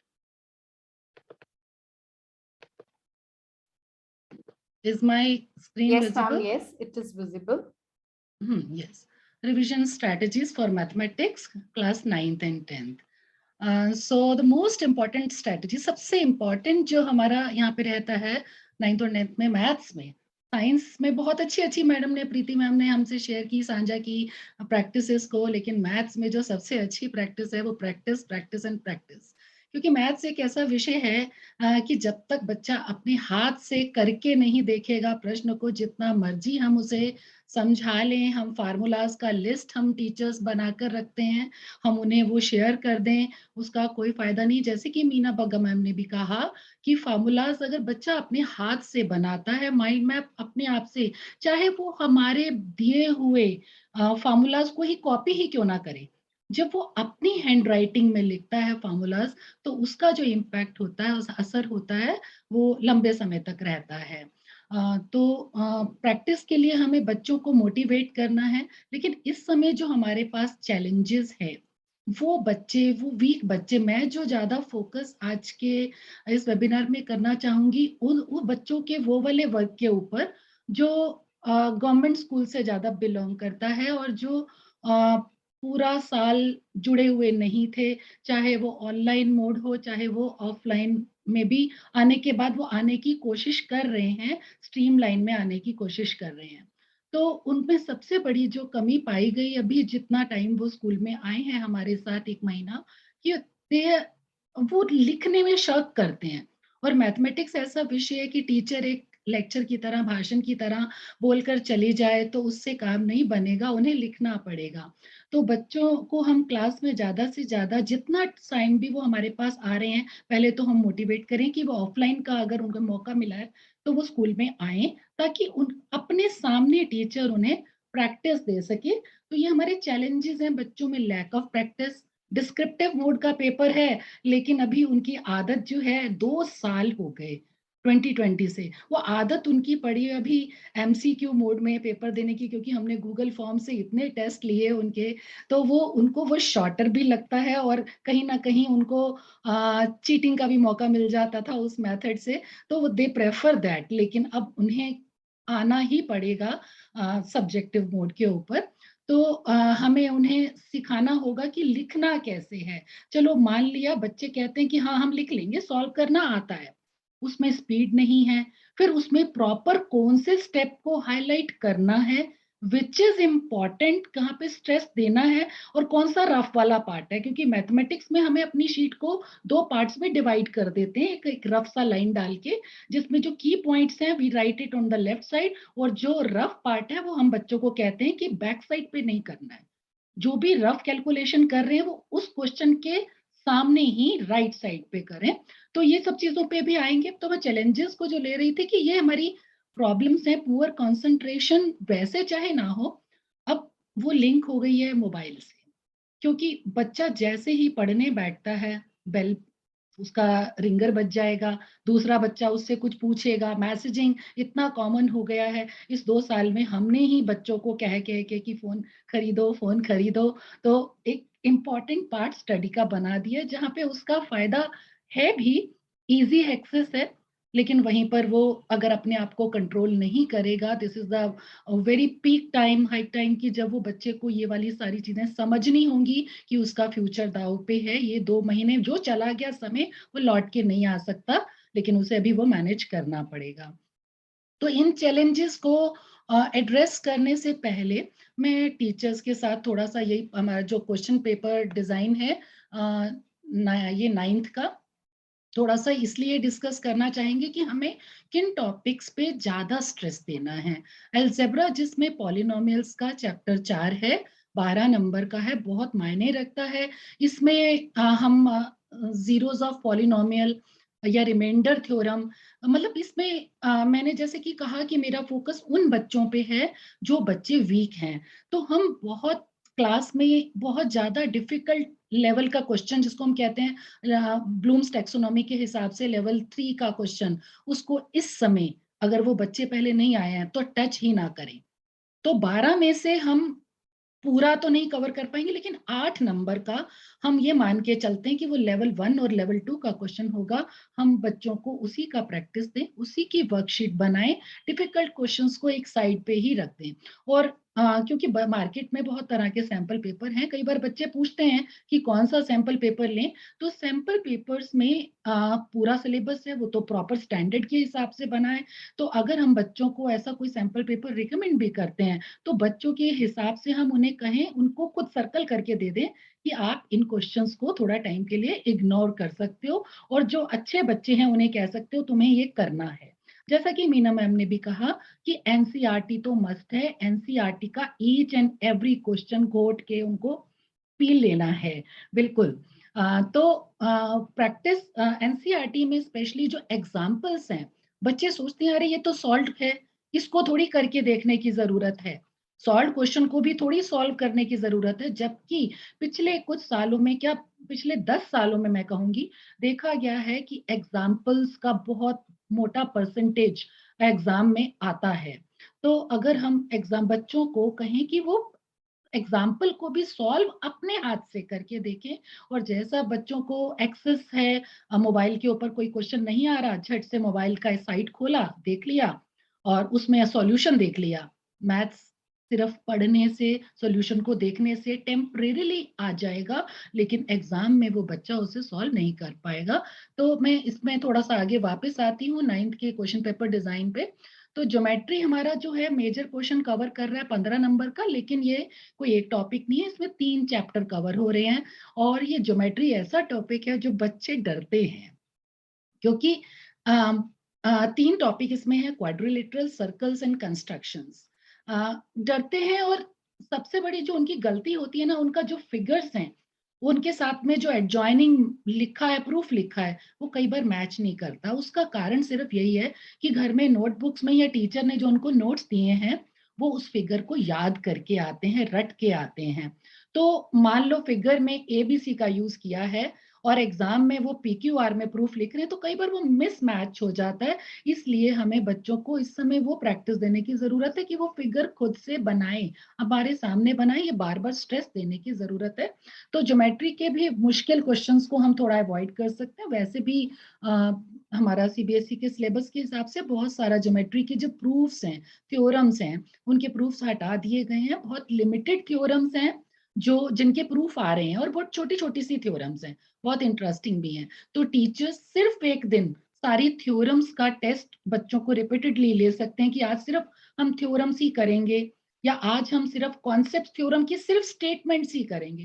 Theorem की स्टेटमेंट ऐसा नहीं है कि कोई फिल इन दी ब्लैंक्स पूछे जाएंगे, लेकिन अगर बच्चे के पास इट्स लाइक का, आप मार्केट में गए और आपके पास खुले पैसे जैसे रेडी होते हैं तो आप इजीली उसको स्पेंड कर सकते हैं। अगर वो बैंक में है तो मुश्किल है।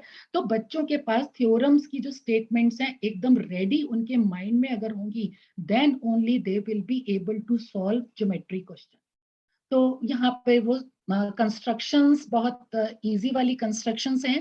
कंस्ट्रक्शन में भी एक सम ऑफ पेरीमीटर ऑफ ट्राइंगल वाला वो हटा दिया गया है।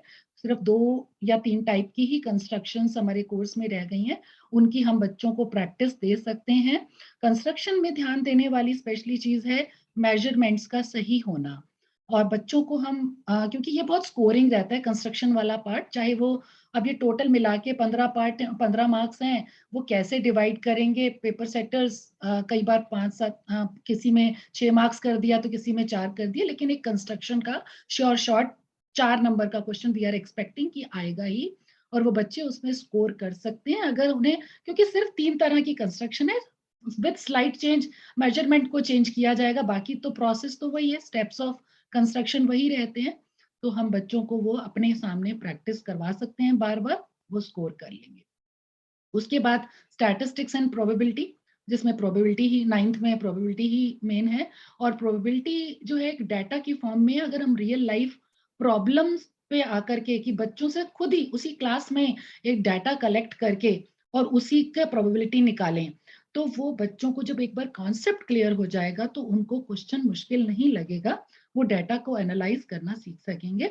मैं 9th के ऊपर अब थोड़ा बहुत ज्यादा स्ट्रेस नहीं दूंगी, क्योंकि 9th में पब्लिक स्कूल्स में भी अपना ही पेपर डिजाइन करते हैं, तो जिस लेवल का उन्होंने पढ़ाया है उसी हिसाब से वो पेपर भी बना लेते हैं। तो वो लेवल उसी हिसाब से मैनेज हो जाता है। लेकिन 10th ऐसा है जो ऑल ओवर इंडिया CBSE अगर हम फॉलो कर रहे हैं तो एक स्टैंडर्ड को हम फॉलो करते हैं। तो let us come to 10th class. 10th class में अलजेब्रा, जिसमें 2 चैप्टर्स हैं हमारे, क्वाड्रेटिक इक्वेशन एंड AP, जो कि 10 नंबर का एक मेजर पोर्शन, जिसको कहेंगे 25% of our 40 marks paper cover कर रहा है। ज्योमेट्री में हमारे पास 2 चैप्टर्स सर्कल्स और कंस्ट्रक्शंस हैं। अगेन सर्कल एक छोटा सा टॉपिक है।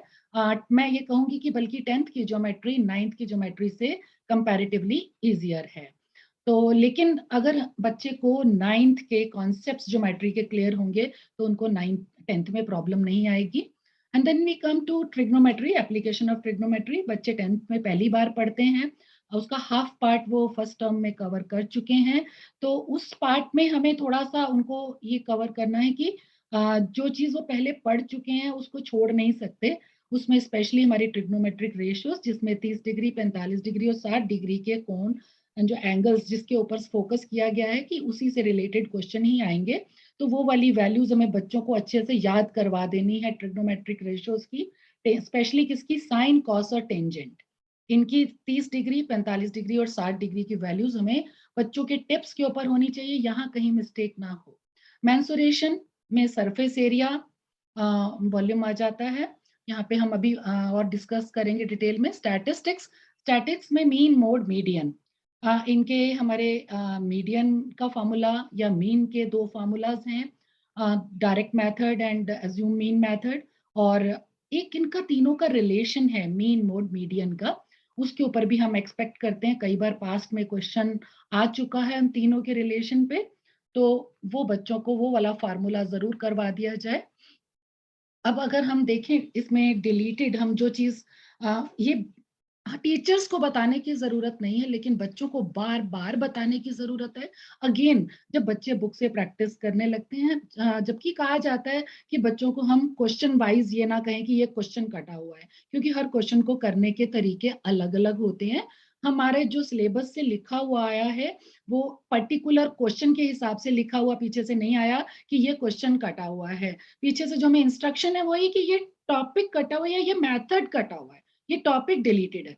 तो हम अगर उस क्वेश्चन का पर्टिकुलर कोई दूसरा तरीका है तो हम वो बच्चों को बताएं कि ये क्वेश्चन अगर आ जाता है तो आपको इस मेथड से आप कर सकते हो, और अगर वो डिलीटेड वाले मेथड से भी कर लें तो कोई बुराई नहीं है, उनके मार्क्स नहीं कटने चाहिए एज पर, क्योंकि मेथड की बच्चों को चॉइस होती है। और जैसा कि अरिथमेटिक प्रोग्रेशन में मैंने ये मेंशन किया है कि हमारा 5.3 के क्वेश्चन 15 to 20, यहाँ पे क्वेश्चन स्पेसिफाई इसलिए किया है क्योंकि ये है application of statement, word problem है। तो वर्ड प्रॉब्लम पूरी तरह कटी हुई है, तो इसलिए हम ये कह सकते हैं कि ये वाले क्वेश्चंस कटे हुए हैं। अदरवाइज ये क्वेश्चन बेस्ड हैं सम ऑफ एपी, समांतर श्रेणी के योग पर आधारित क्वेश्चन है। तो जो सिंपल क्वेश्चन है जिसमें डायरेक्ट फार्मूला एप्लीकेशन है, सिंपल वैल्यू का सब्स्टिट्यूशन करना है, तो हम इस चैप्टर के अंदर 3 ही फार्मूलाज इंपॉर्टेंट है। एक nth टर्म निकालना, लास्ट टर्म निकालना और सम ऑफ एपी। तो हम ये 3 फार्मूलाज बच्चों को अच्छे से याद करवा सकते हैं। और बाकी एप्लीकेशन ऑफ ट्रिग्नोमेट्री में कोई डिलीशन नहीं है, सर्कल में भी नहीं है। और कंस्ट्रक्शन में हम जैसा कि बताया कि बहुत लिमिटेड कंस्ट्रक्शन, सिर्फ 2 टाइप की कंस्ट्रक्शन हमारे कोर्स में है। हम उनको अच्छी तरह से अगर करा देंगे तो कंस्ट्रक्शन बच्चे एंजॉय करते हैं, बशर्ते कि वो बिल्कुल प्रॉपर मेजरमेंट के साथ करें। और जो भी उसमें एंगल इन्वॉल्व है वो एंगल के लिए डी का प्रयोग ना करें, कंपास के यूज से ही वो एंगल बनाएं तो ही मार्क्स मिलते हैं, नहीं तो मार्क्स डिडक्ट हो सकते हैं। और नीटनेस मैटर करती है। और कंस्ट्रक्शन में जब स्टेप्स ऑफ कंस्ट्रक्शन की बात आती है, अगर कहा गया है कि right the steps of construction तभी लिखें, अन्यथा टाइम जो है खराब ना करें, क्योंकि अगर कहा नहीं गया तो उसके कोई मार्क्स भी नहीं है, वेटेज भी नहीं है। और सरफेस एरिया एंड वॉल्यूम में फ्रस्टम ऑफ कोन पूरी तरह से कटा हुआ है, इसलिए हम ये कह सकते हैं कि ये वाली एक्सरसाइज कटी हुई है। स्टैटिस्टिक्स में स्टेप डेविएशन मेथड कटा हुआ है, यानी एक्सरसाइज 14.4। तो ये 10th का। अब हम चैप्टर वाइज थोड़ा सा डिटेल में आए, हमें फोकस किसके ऊपर करना है। ये जो पॉइंट्स मैंने इसमें 3rd 4th कॉलम में लेने की कोशिश की है कि हम वीक बच्चों को कौन सी चीज पे स्ट्रेस देके हम ये टॉपिक्स करवाएं। जैसा है standard form of quadratic equation. तो standard form of quadratic equation का मतलब ये है कि अगर हमें क्वाड्रेटिक इक्वेशन कोई दे दी, जैसे x² + 3x = 7, अगर उसी फॉर्म में बच्चा उसको सॉल्व करने लगता है तो प्रॉब्लम क्या आती है, जब वो c की वैल्यू लेता है जो कि = के दूसरी तरफ है, तो वहां पर वो उसमें साइन में मिस्टेक कर सकता है। Just let me do the annotations. For example, अगर हम यहाँ पे कोई 3x² + 5x = 7 लिया, और ये अगर हमने क्वाड्रेटिक इक्वेशन इसी फॉर्म में रहने दी, इसको मानक रूप में या स्टैंडर्ड फॉर्म में हमने कन्वर्ट नहीं किया, तो बच्चे के बहुत ज्यादा चांस है कि जब हम फार्मूला लेते हैं उसका डिस्क्रिमिनेंट का फार्मूला, तो b² - 4ac में c का वैल्यू लेते समय वो वहां पे साइन का मिस्टेक करेगा। इसलिए बच्चे को आदत डालें कि जब भी क्वाड्रेटिक इक्वेशन दी हो, अगर स्टैंडर्ड फॉर्म में नहीं है तो हम सभी वैल्यूज को उसको एक साइड पे, लेफ्ट साइड पे लाकर उसे स्टैंडर्ड फॉर्म में यानी मानक रूप में ले आए, तो बच्चे को ABC आइडेंटिफाई करना आसान रहेगा। फिर हमें रूट्स ऑफ क्वाड्रेटिक इक्वेशन की नेचर ऑफ रूट्स के ऊपर एक 2 नंबर का क्वेश्चन एक्सपेक्टेड रहता है कि सिर्फ ABC, बहुत सिंपल सा फार्मूले के अंदर जस्ट सब्स्टिट्यूशन करना है हमें डी के फार्मूले पे ओनली। तो अब बच्चे जो ये डी के फार्मूला, डिस्क्रिमिनेंट का फार्मूला जिसे विविधकर भी कहते हैं हिंदी में, उसमें जो बच्चा अक्सर गलती करता है वो कई बार अंडर रूट के साथ, हमें अंडर रूट यहाँ पर डिस्क्रिमिनेंट लेते समय अंडर रूट नहीं लगाना, हमें सिर्फ इसका साइन चेक करना है, पॉजिटिव या नेगेटिव। इस बात पे टीचर्स को तो मालूम है, लेकिन हम जो पेपर चेकिंग इतने समय से किया तो उसमें पता चलता है कि बच्चे गलती कहाँ करते हैं।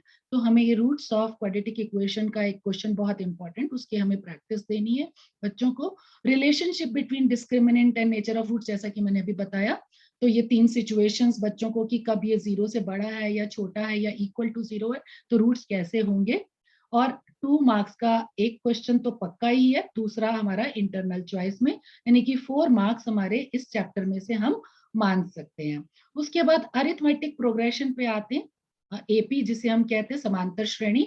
समांतर श्रेणी में अगर बच्चे गलती करते हैं तो identification of these symbols A, D और एन, फर्स्ट टर्म क्या है और हमारा कॉमन डिफरेंस क्या है, या nth टर्म, गलती कहाँ होती है, nth टर्म में और n टर्म्स में।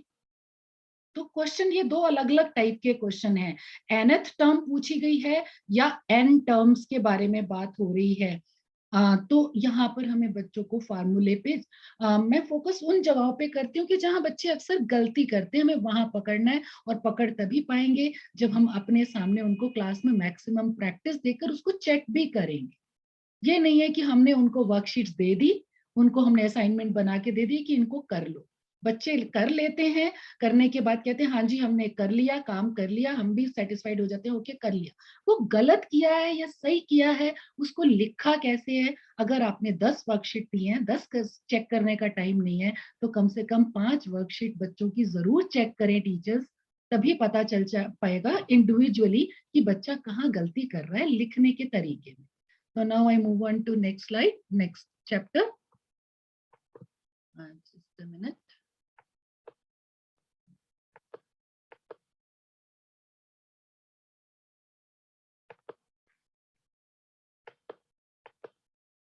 Slide, next slide. Now it is geometry.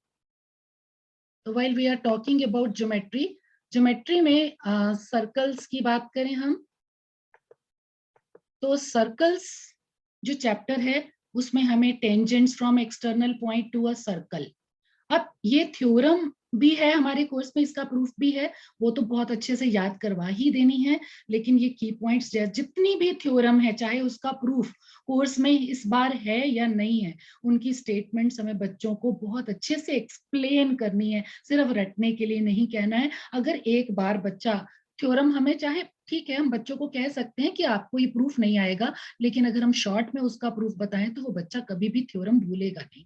तो वो थ्योरम्स होनी बहुत जरूरी है, तभी वो बच्चा ज्योमेट्री के क्वेश्चंस कर पाएगा, क्योंकि पता नहीं किस क्वेश्चन में कब कौन सी थ्योरम यूज हो जाए।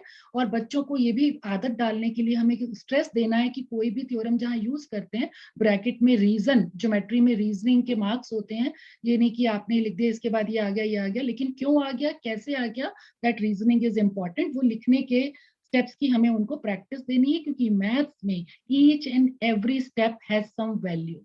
ये नहीं कि बच्चा सोच रहा है मैं इस क्वेश्चन को कैसे करूं, कुछ पॉइंट्स उसके माइंड में है, लेकिन वो एंड पॉइंट तक एनालिस्ट, जब वो क्वेश्चन को पढ़ रहा है रीड कर रहा है, तब तक वो एंड पॉइंट तक नहीं पहुंच पा रहा, तो वो क्वेश्चन शुरू ही नहीं करता। वो कई बार कहता है कि ये तो मुझे आ नहीं रहा और वो छोड़ देता है। तो जबकि मैथ्स में बहुत सारी चीजें ऐसी होती हैं कि जस्ट क्वेश्चन के अंदर छुपी हुई होती हैं, डाटा जो है वो क्वेश्चन के अंदर हिडन है, उस डाटा को भी अगर बच्चा एक्सट्रैक्ट करके उस वर्ड को एनालाइज करके कि उसमें ए क्या है, डी क्या है, एन क्या है, या ज्योमेट्री की बात करें तो गिवन क्या है, टू प्रूफ क्या है, अगर वो बच्चा इतना भी लिख लेता है और फिगर भी ड्रॉ कर लेता है प्रॉपरली और लेबल कर देता है, अभी उसने सॉल्व नहीं किया क्वेश्चन, इतना पार्ट करने पर भी उसको मार्क्स मिलते हैं, स्टेप्स के मिलते हैं। तो बच्चे को कहना है कि कोई भी क्वेश्चन छोड़ना नहीं है, जितना भी आता है, कोई भी क्वेश्चन बिल्कुल पूरी तरह छोड़ करके नहीं आना है, कोई नेगेटिव मार्किंग तो है नहीं, जितना भी आता है, जैसा भी आता है, जो उस चैप्टर से रिलेटेड, उस थ्योरम से रिलेटेड उसको माइंड में आ रहा है सेंटेंस, वो उसे लिख दे।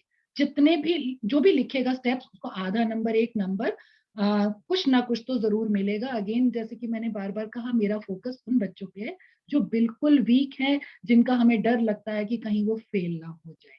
तो यहाँ पे ये 10 मार्क्स का टोटल कंबाइंड वेटेज है सर्कल्स और कंस्ट्रक्शंस पे। सर्कल्स में से हम एक्सपेक्ट कर रहे हैं 2 मार्क्स का एज पर द ब्लूप्रिंट, जो हमारा सैंपल पेपर सीबीएसई ने इशू किया, उसके हिसाब से एक क्वेश्चन 2 मार्क्स का सर्कल्स में से, जो आपका इस पे भी आ सकता है कि सर्कल में हमारा सेंटर और ऑल्टरनेट सेगमेंट में बने एंगल के रिलेशन पे आ सकता है, वो टेंजेंट्स की लेंथ के ऊपर रिलेटेड आ सकता है, इनमें से कोई भी लेंथ फाइंड आउट करने से रिलेटेड आ सकता है, और एक 4 नंबर का full fledge question that can be a theorem और अ बिग सॉल्यूशन वाला क्वेश्चन आ सकता है।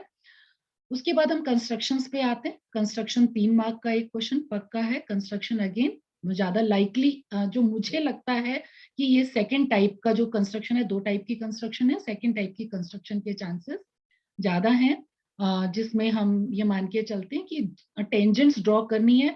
आइदर 2 तरह से क्वेश्चन दिया होगा, या तो वो टेंजेंट्स आपस में किस एंगल पे इंक्लाइंड है, या वो सेंटर पे उनका रेडियस जो है वो कितना एंगल बना रहा है। इन दोनों सिचुएशन में ही बच्चों को बताना है कि अगर ये एंगल डायरेक्ट दिया तब तो कोई प्रॉब्लम है ही नहीं, लेकिन अगर ये एंगल दिया है तो आपको पता है इन दोनों का सम 180 है, तो आप इस एंगल को कैसे फाइंड आउट कर सकते हैं।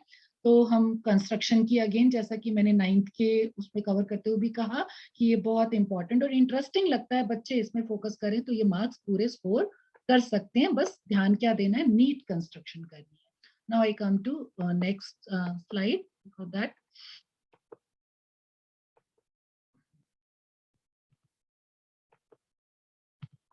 Veena ma'am, we have one question in the chat box. Savita ma'am wanted to ask, what about the Yes. construction of tangents when center is unknown given in NCERT exercises? When center is unknown. Yes, yes. Construction वो of tangents. What about the construction of tangents when center is unknown? हाँ, when center is unknown तो हमें, जैसा मैंने अभी diagram बना के बताया भी है, कि अगर हमें दे रखा है टेंजेंट्स इंक्लाइंड है किसी एंगल पे, और वो हमें एंगल ये दे रखा है कि ये टेंजेंट्स का इसके बीच में एंगल, सर्कल हमें दे नहीं रखा, तो अगर हमें ये एंगल पता है तो हमें पता है अपोजिट एंगल जो सेंटर पे बनेगा that is 180 degree. It is 60, तो हमें पता है सेंटर पे एंगल 120 का बनेगा। तो उसके लिए हमें सर्कल अगर हम ड्रॉ करते हैं, कोई भी सर्कल ऑफ एनी साइज, और रेडियस ओके हमें सेंटर ही नहीं दिया, तो यहाँ पर हमारे पास एक हम रेडियस बना लेते हैं। अब ये 60 है तो हम 120 का एंगल कंपास से हम बना सकते हैं, और यहाँ पर हमारा दूसरा रेडियस, इसके ऊपर हम 90 का एंगल बनाएंगे, इस पे 90 का एंगल बनाएंगे, और ये हमारी टेंजेंट्स ऑटोमेटिकली 60 पे इंक्लाइंड हो जाएंगे। तो हम लेवल 3 का क्वेश्चन यहाँ एक्सपेक्ट नहीं कर रहे हैं, लेवल 2 तक का क्वेश्चन हम ये मान के चलते हैं एटलीस्ट बेसिक में, बेसिक, क्योंकि 2 लेवल हैं, basic maths and standard maths. दोनों में क्वेश्चंस अगर हम कंपेयर करें, जो सीबीएसई ने क्वेश्चन पेपर दिए हैं, दोनों में अगर यहाँ पे एक किसी चैप्टर में से 2 नंबर का क्वेश्चन बेसिक में आया है, तो स्टैंडर्ड में भी 2 ही नंबर का उसी चैप्टर में से क्वेश्चन आया है, बस थोड़ा सा लेवल का फर्क है कि अगर लेवल 2 का बेसिक में है तो लेवल 3 का स्टैंडर्ड में है, वो भी कुछ क्वेश्चंस में, not all. I hope your query is solved. Yes, ma'am. Yes. I hope the question is being sorted out. We may surely proceed, Veena ma'am.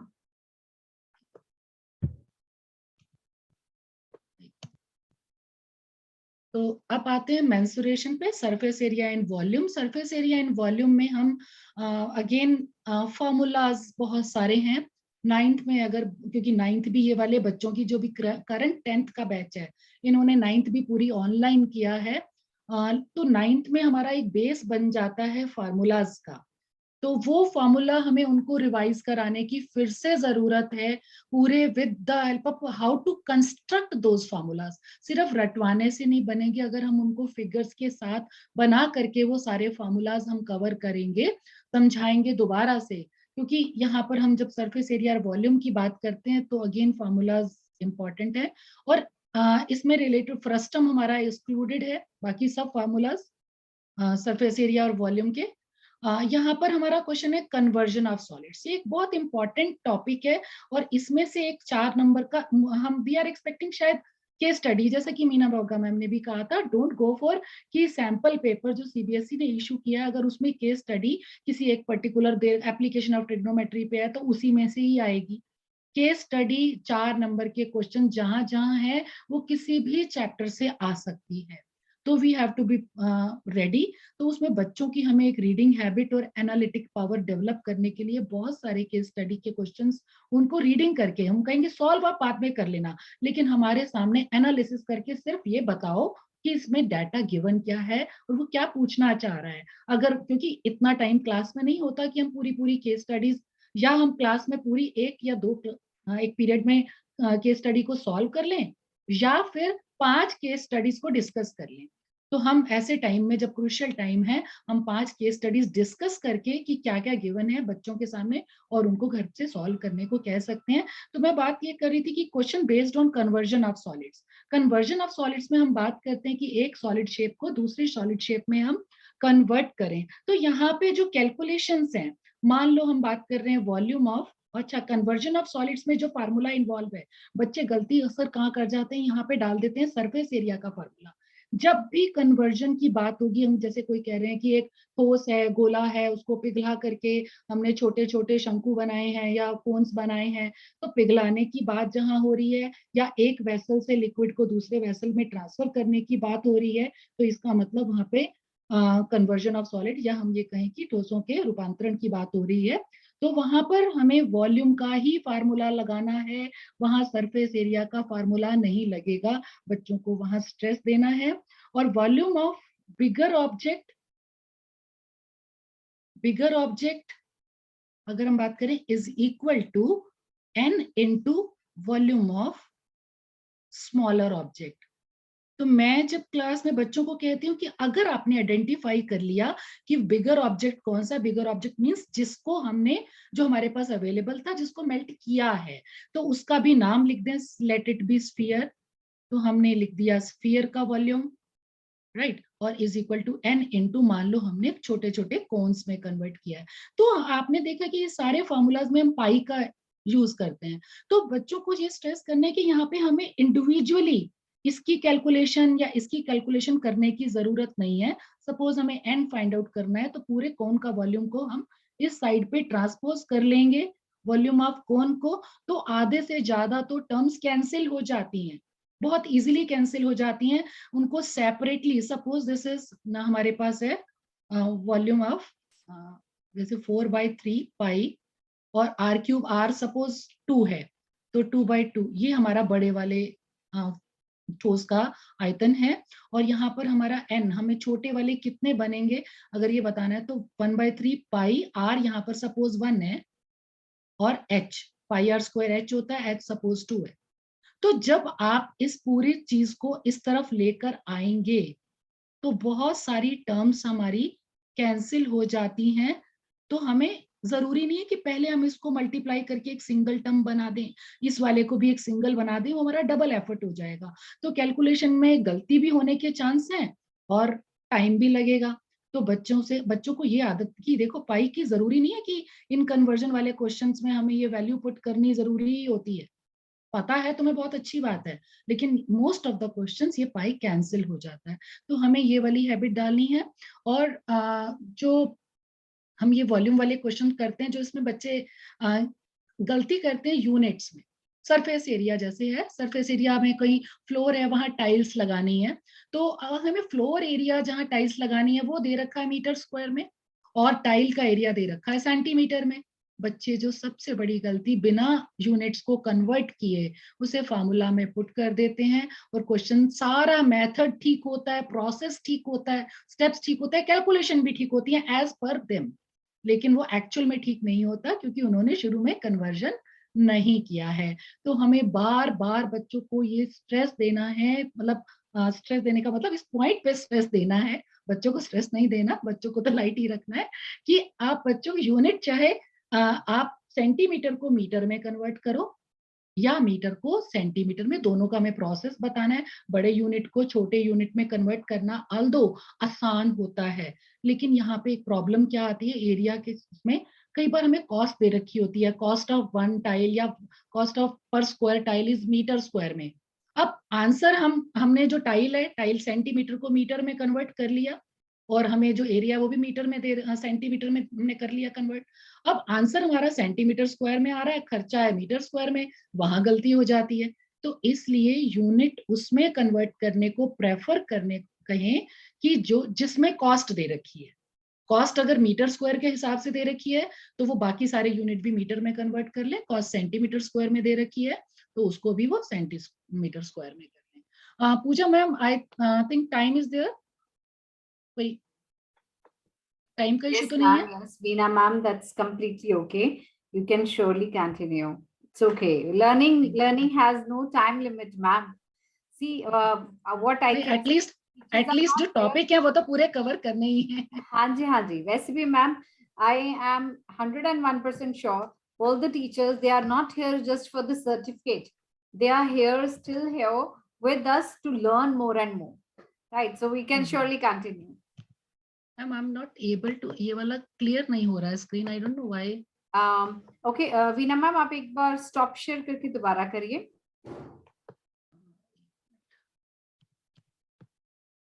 Okay, मैं I will try.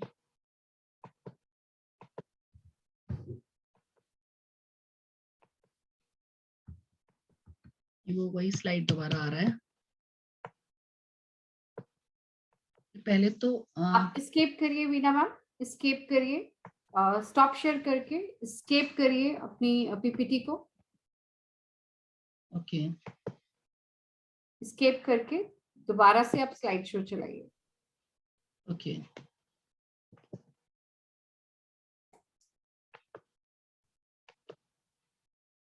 Slide show पे चाहे आप screen share करके डाल लीजिएगा। वो slide तो मेरी खुल गई है, बट एक मिनट, ये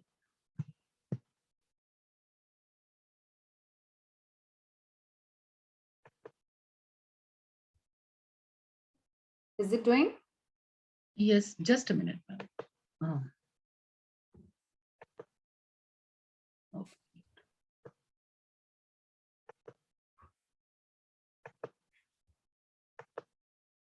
Is it visible now? Yes, yes ma'am, yes. Yes. Now we come to statistics. Statistics में finding mean by direct और assume mean method दोनों हो सकते हैं। अब बच्चों को हमें बताना है चूज कैसे करना है, मेथड दोनों बताने हैं।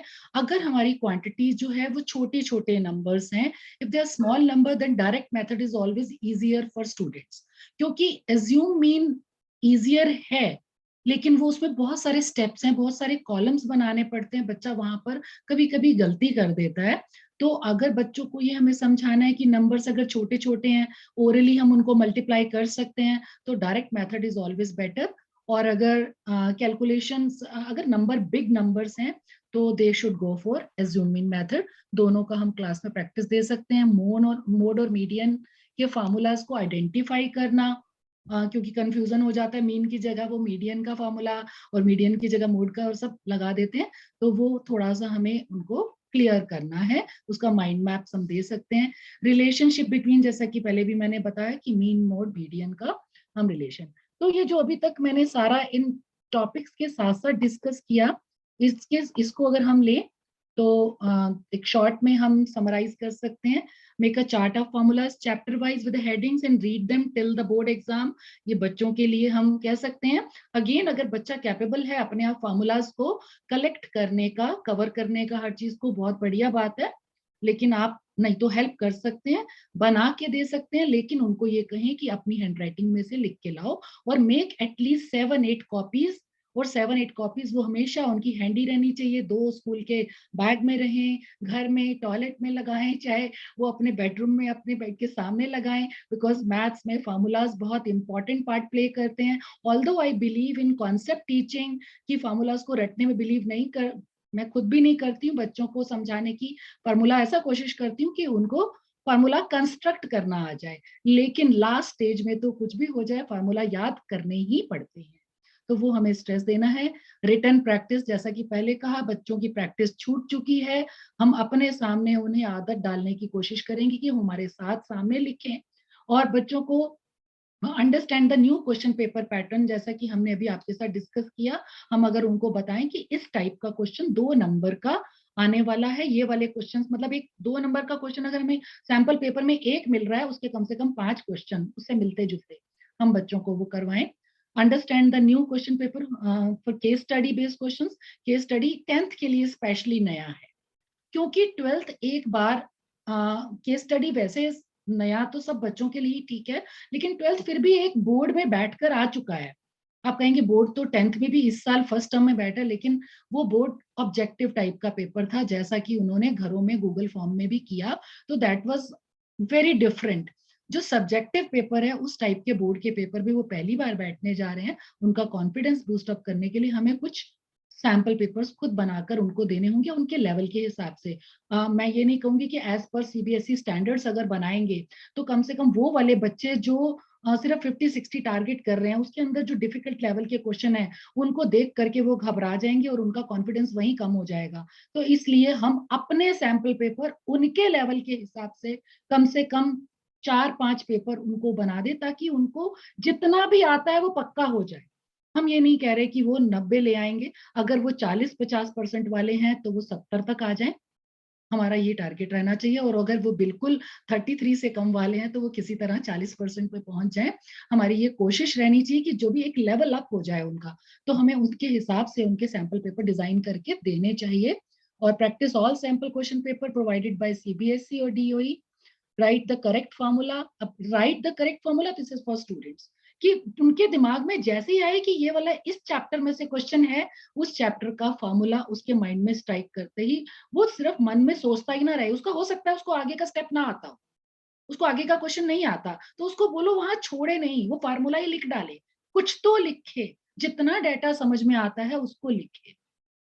लेबल्ड फिगर बनाए, कैलकुलेशन प्रॉपरली करे जब भी पूछी गई है। केस स्टडी बेस्ड के लिए मैथमेटिकल कॉन्सेप्ट्स को, क्वेश्चन को पूरी तरह ध्यान से पढ़े, कॉन्सेप्ट्स लगाने की कोशिश करे बच्चा।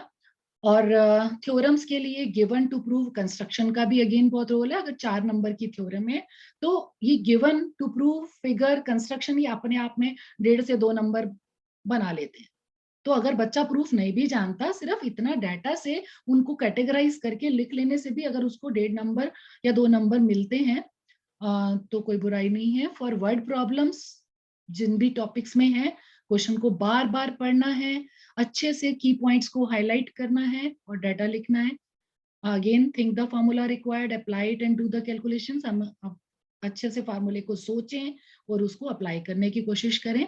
और सबसे इंपॉर्टेंट क्या है कि जो क्वेश्चंस अच्छे से आते हैं उसको बच्चा जब रीडिंग टाइम मिलता है 15 से 20 मिनट का, वो उन टाइम में उन क्वेश्चन पेपर को ध्यान से पढ़ के 2-3 तरह के सिंबल बना ले कि जो बहुत अच्छे से आते हैं, देखते ही बच्चे को क्वेश्चन में लगे अरे ये तो मैंने कल परसों तरसों किया था, फ्रेश है उसके माइंड में मेमोरी, तो उसको वो डबल टिक कर ले। और उसके बाद वो वाले क्वेश्चन जो कहे हाँ किया तो था, पूरी तरह ध्यान नहीं आ रहा, उसको सिंगल टिक कर ले। और जो प्रॉब्लमेटिक लग रहे हैं उनको वो थोड़ा सर्कल कर ले कि सोचना पड़ेगा। तो अब उसको स्ट्रैटेजी ये होनी चाहिए बोर्ड में, पहले वो उन क्वेश्चंस को अटेम्प्ट करे जो उसने डबल टिक किए थे, जिसमें वो कॉन्फिडेंट है। क्योंकि वो कॉन्फिडेंट जिस चीज में है, वो वाले क्वेश्चंस जब वो अटेम्प्ट करेगा और उसका सॉल्यूशन निकलेगा, वो सेल्फ बूस्टिंग या सेल्फ मॉरल, जो बच्चे का आत्मविश्वास जो बढ़ता है, वो अपने किए हुए क्वेश्चन से बढ़ता है। बाकी कोई दूसरा कोई उसके अंदर आत्मविश्वास डाल नहीं सकता। जब बच्चा खुद, एक अचीवमेंट की बात होती है, आप उसको 5 क्वेश्चन सॉल्व करके दे दें, लेकिन अगर वो बच्चा अपने आप से एक सिंगल क्वेश्चन भी सॉल्व करता है, उसका कोई कंपैरिजन नहीं है।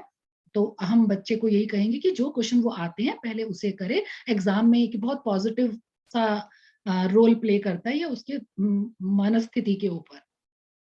तो ये थोड़ी थोड़ी बातें थी जो हम कह सकते हैं कि हम अगर बीइंग अ टीचर, हमें भी बहुत सालों का सबको एक्सपीरियंस है, बहुत से टीचर्स बहुत कुछ जानते हैं। क्योंकि मैथ्स में हम कितना भी कह लें, आप जैसे मैडम ने फ्लैश कार्ड्स की बात की, तो देख के मैं देख रही थी कि बहुत अच्छी अच्छी स्ट्रैटेजीज हैं, क्विजेज हैं, लेकिन यहाँ पर मैथ्स में इस समय क्विजेज इंपॉर्टेंट नहीं है।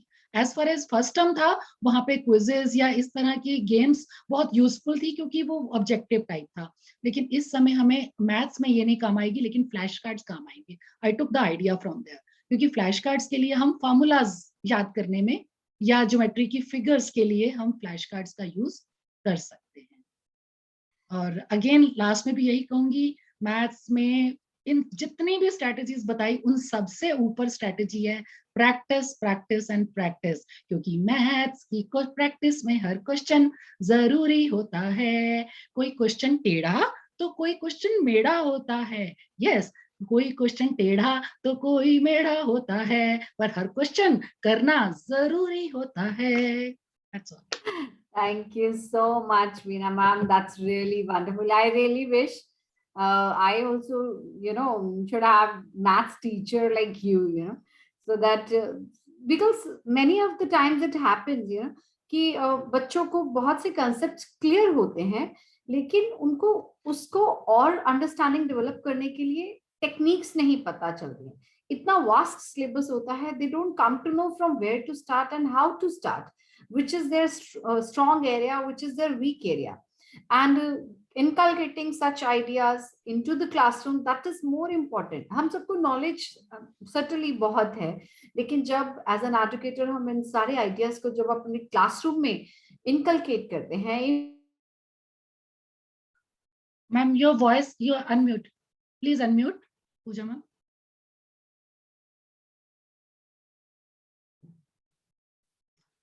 Hello. Am I audible, ma'am? Yes, now. Yeah. I was saying only then, like when we implement all this stuff in our classrooms, only then as an educator, we can just develop such strategies and learning into the classroom. That's more important.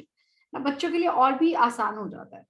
Thank you so much, Veena ma'am. आपका boost up बाकी I can completely visualize कि आपकी maths की class कितनी interesting होती होगी।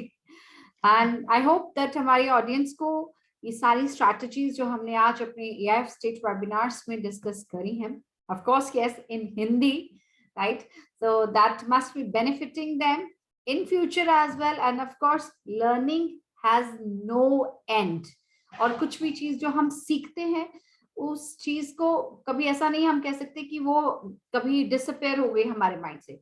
To some और other corner it always lives, it resides there. So thank you so much once again, Veena ma'am. We were having a couple of queries coming up. Yeah, मैं भी अभी chat में देख रही थी। हाँ जी, Yes, Savita ma'am, you can just unmute yourself and ask your question for sure, please. Unmute yourself, Savita ma'am. Yeah. हाँ जी, Savita ma'am. Your voice is not audible, Savita ma'am. I can see. अच्छा, कोई मैंने question देखा है ma'am chat में। हाँ जी। She has asked about application of trigonometry में बच्चा अगर फिगर गलत बनाता है, क्योंकि क्वेश्चन में एनालिसिस जब हम करते हैं एप्लीकेशन ऑफ ट्रिग्नोमेट्री में, हमें बच्चों को स्ट्रेस मैं डिस्कस करना उस समय भूल गई थी कि एंगल ऑफ एलिवेशन और एंगल ऑफ डिप्रेशन बच्चे वहां गलती करते हैं। अगर वो गलत हो गया पूरा क्वेश्चन गलत हो जाता है। तो जिसको हम हिंदी में बोलते हैं उन्नयन कोण और अवनमन कोण।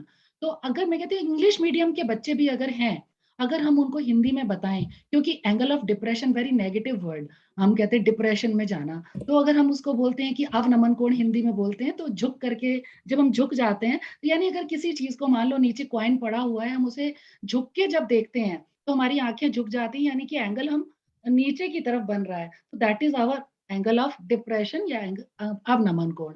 और उन्नयन कोण हमने आंखों को ऊपर कर लिया, उन्नयन तो ऊपर कर लिया यानी एंगल ऑफ एलिवेशन। तो उस तरह से हम बच्चों को कोरिलेट करके याद करवा सकते हैं कि जब हमें आंख उठाकर पक्षी उड़ रहा है या कोई हवाई जहाज जा रहा है तो हमें आंख ऊपर उठा के देखना है, तो वहां हम एंगल ऑफ एलिवेशन लगाएंगे डायग्राम में, कहाँ डिप्रेशन लगाएंगे। मैडम का जो क्वेश्चन है सविता मैम का, वो ये है कि अगर डायग्राम बच्चा गलत बना देता है लेकिन उसने टेंजेंट 30 की वैल्यू सही लिखी है, of course I know tangent 30 is a separate thing कि वहां मार्क्स दिए जाएं कि नहीं दिए जाएं। जनरली ये माना जाता है कि अगर डायग्राम गलत है तो सारा क्वेश्चन गलत है, लेकिन उसके कुछ स्टेप्स बीच बीच में ये डिपेंड करता है उस समय एग्जामिनर, हेड एग्जामिनर के डिसीजन के ऊपर। और इस तरह के डिसीजन जो है बड़े जिसको कह रहे हैं डिस्क्रिशनरी हो जाते हैं और सिचुएशनल हो जाते हैं। अगर बच्चा 100 मार्क्स वाला बच्चा है, मतलब ऐसा लग रहा है कि वो 90 प्लस यानी 40 मार्क्स का पेपर है तो वो 35 प्लस ले आया है, ऐसे बच्चे को वो टेंजेंट 30 डिग्री के मार्क्स नहीं मिलेंगे। ये माना जाता है कि ये बच्चा तो उससे इससे ये गलती हो गई, इससे तो नहीं होनी चाहिए थी, तो उसको वो बेनिफिट नहीं मिलता। लेकिन वो बेनिफिट ऑफ डाउट या ये कह लो कि उस स्टेप के मार्क्स उस बच्चे को हम देने की कोशिश करते हैं जो वीक है, क्योंकि 40 में से 13 मार्क्स जरूरी होते हैं पास होने के लिए, और बच्चा अगर कहीं पे 10 पे 11 पे अटक रहा है तो वहां हम थोड़ी लीनियंटली हम उस स्टेप के उसको मार्क्स दे देते हैं। अदरवाइज अगर बच्चा ज्योमेट्री में या ट्रिग्नोमेट्री में फिगर गलत बनाता है तो वो पूरा गलत कंसीडर होता है। और अगर उसने क्वेश्चन को गलत नोट कर लिया, बुक में कुछ और दे रखी है फिगर, उसने नोट करते करते उसने क्वेश्चन गलत नोट कर लिया, और बाकी उसके बाद उसके सारे स्टेप ठीक है, फार्मूला भी ठीक है, सब कैलकुलेशन भी ठीक है, लेकिन क्योंकि उसने गलत नोट किया, उसकी गलती है, वो पूरा गलत हो जाता है। तो वहां पे हमें बच्चों को कहना है कि नोट करते समय क्वेश्चन की जो एंट्रीज हैं वो बहुत सही से नोट करें। Not even book, question paper से नोट करते हैं, कई बार शीट पलटते पलटते वो गलत नोट कर देते और आगे क्वेश्चन गलत। और एक और इम्पॉर्टेंट चीज ऐड करना चाहूंगी जो भूल गई, बोर्ड के पेपर में हम जब चॉइस होती है, मान लो एक क्वेश्चन नंबर 5 में चॉइस है, बच्चे ने फर्स्ट चॉइस अटेम्प्ट की और वो कहीं अटक गया बच्चा, और बाद में उसको आया कि नहीं नहीं मैं सेकंड चॉइस ज्यादा अच्छे से कर सकता था, टाइम था, उसने पढ़ा, तो उसने सेकंड चॉइस को कर लिया। अब जब बोर्ड में चेकिंग होती है तो वो पहले जो अटेम्प्ट किया है उसको मार्क्स मिलते हैं। तो अगर बच्चा जानता है कि मैंने सेकंड वाला मेरा बेटर सॉल्यूशन है, तो उसे ये कहें, इंस्ट्रक्ट करें पहले वाले को वो काट दे। अब काटने के लिए भी एक और इम्पॉर्टेंट चीज मैंने बहुत बार नोटिस किया है, मान लो बच्चे ने पहले वाला क्वेश्चन जैसे ही लगा, अरे नहीं नहीं मुझे उसका सेकंड ऑप्शन अच्छे से आता है, और वो पहले वाले को क्रॉस कर दिया, सेकंड करना अभी शुरू ही किया, बेल लग गई और पेपर ले लिया एग्जामिनर ने। अब वो ना इधर का रहा ना उधर का रहा। तो बच्चे को ये कहिए कि जब वो सेकंड ऑप्शन करता है, जब वो सेकंड ऑप्शन पूरी कर ले, तब याद से वो पहले वाली ऑप्शन को कट कर। Exactly. ये छोटी छोटी बातें होती है which children they don't realize sometimes and they need to be trained. उन्हें मालूम भी तो नहीं है ना कि चेक करने वाले क्या, उनकी चेकिंग की क्या स्ट्रेटजीज है, चेकिंग की तो क्या वो हम exactly. Veena ma'am, we have one more question in chat box. Yes. You can just check it out. Ma'am is asking if child leaves the answer at root 2 and does not put the value of root 2, then shall we give full marks for it? There are many cases, मतलब अगर question 2 ही marks का है, कई बार answer board में भी ऐसा लिखा होता है, सपोज आंसर इज 2√2 या और करके लिखा होता है डेसिमल में, तो वो भी अगेन सिचुएशन अगर बड़ा क्वेश्चन है जिस जो आगे लीड कर रहा है किसी चीज को, उसकी कंटिन्यूटी में कुछ लीड कर रहा है, तो वो √2 को सॉल्व करना इंपॉर्टेंट है। और अगर बच्चे के पास टाइम नहीं है सॉल्व करने का, वो उस समय वहां छोड़ सकता है √2 पे, पूरा पेपर करने के बाद जब वो रिविजिट करेगा, रिवाइज करेगा अपने पेपर को, अगर उसके पास टाइम है तो वो √2 और √3 की वैल्यू याद करा दीजिए बच्चों को, 1.14 और 1.73। तो वो बच्चा, उसको कहो कि जब टाइम है, जब आप रिविजिट करोगे उस समय सॉल्व कर लेना, पहले मत करो, टाइम पहले मत वेस्ट करो, अगर कटेगा भी तो आधा नंबर कटेगा। Thank you so much, Veena ma'am. That was a lot to know about. Thank you so much. So dear audience, I hope all of you have got, मैंने certificate link और feedback link circulate कर दिया है chat box में. I hope all of you have got it. Once again, I'm thanking on behalf of AIF platform to all of you for being so patient listener and developing your learning as well. Thank you once again, Veena ma'am also. Certainly, without forgetting, I'll thank Matthew sir, who is the founder of AIF platform, jinki wajah se we are so connected with each other on this digital platform. A great thanks to him as well. So, dear audience, we'll be meeting again next month with our state series, another webinars on new topics, because हमारा नया session start होने वाला है, और मेरे ख्याल से educator का न्यू सेशन एक न्यू ईयर की तरह होता है, for which we have to plan a lot and we have to gear up a lot. So we'll be meeting you guys in next month with some more motivations, encouragement, preparation and strategies. Thank you once again. Thank you everyone. Thank you Mini ma'am. Thank you Sampath Rao ji, and thank you Savita ma'am. Thanks for your all lovely questions. Thank you Aarti ma'am. Thanks to each one of you. Thank you Meena Chauhan ma'am. Okay, dear audience, we'll be taking your leave. We'll be surely putting up the video recording into the group, so stay tuned with us in the group. Thank you Veena ma'am. Thank you so much. Thank you Pooja ma'am, and thank you lovely audience for staying connected and asking questions. Thank you. Thank you Aradhana ma'am. Thanks.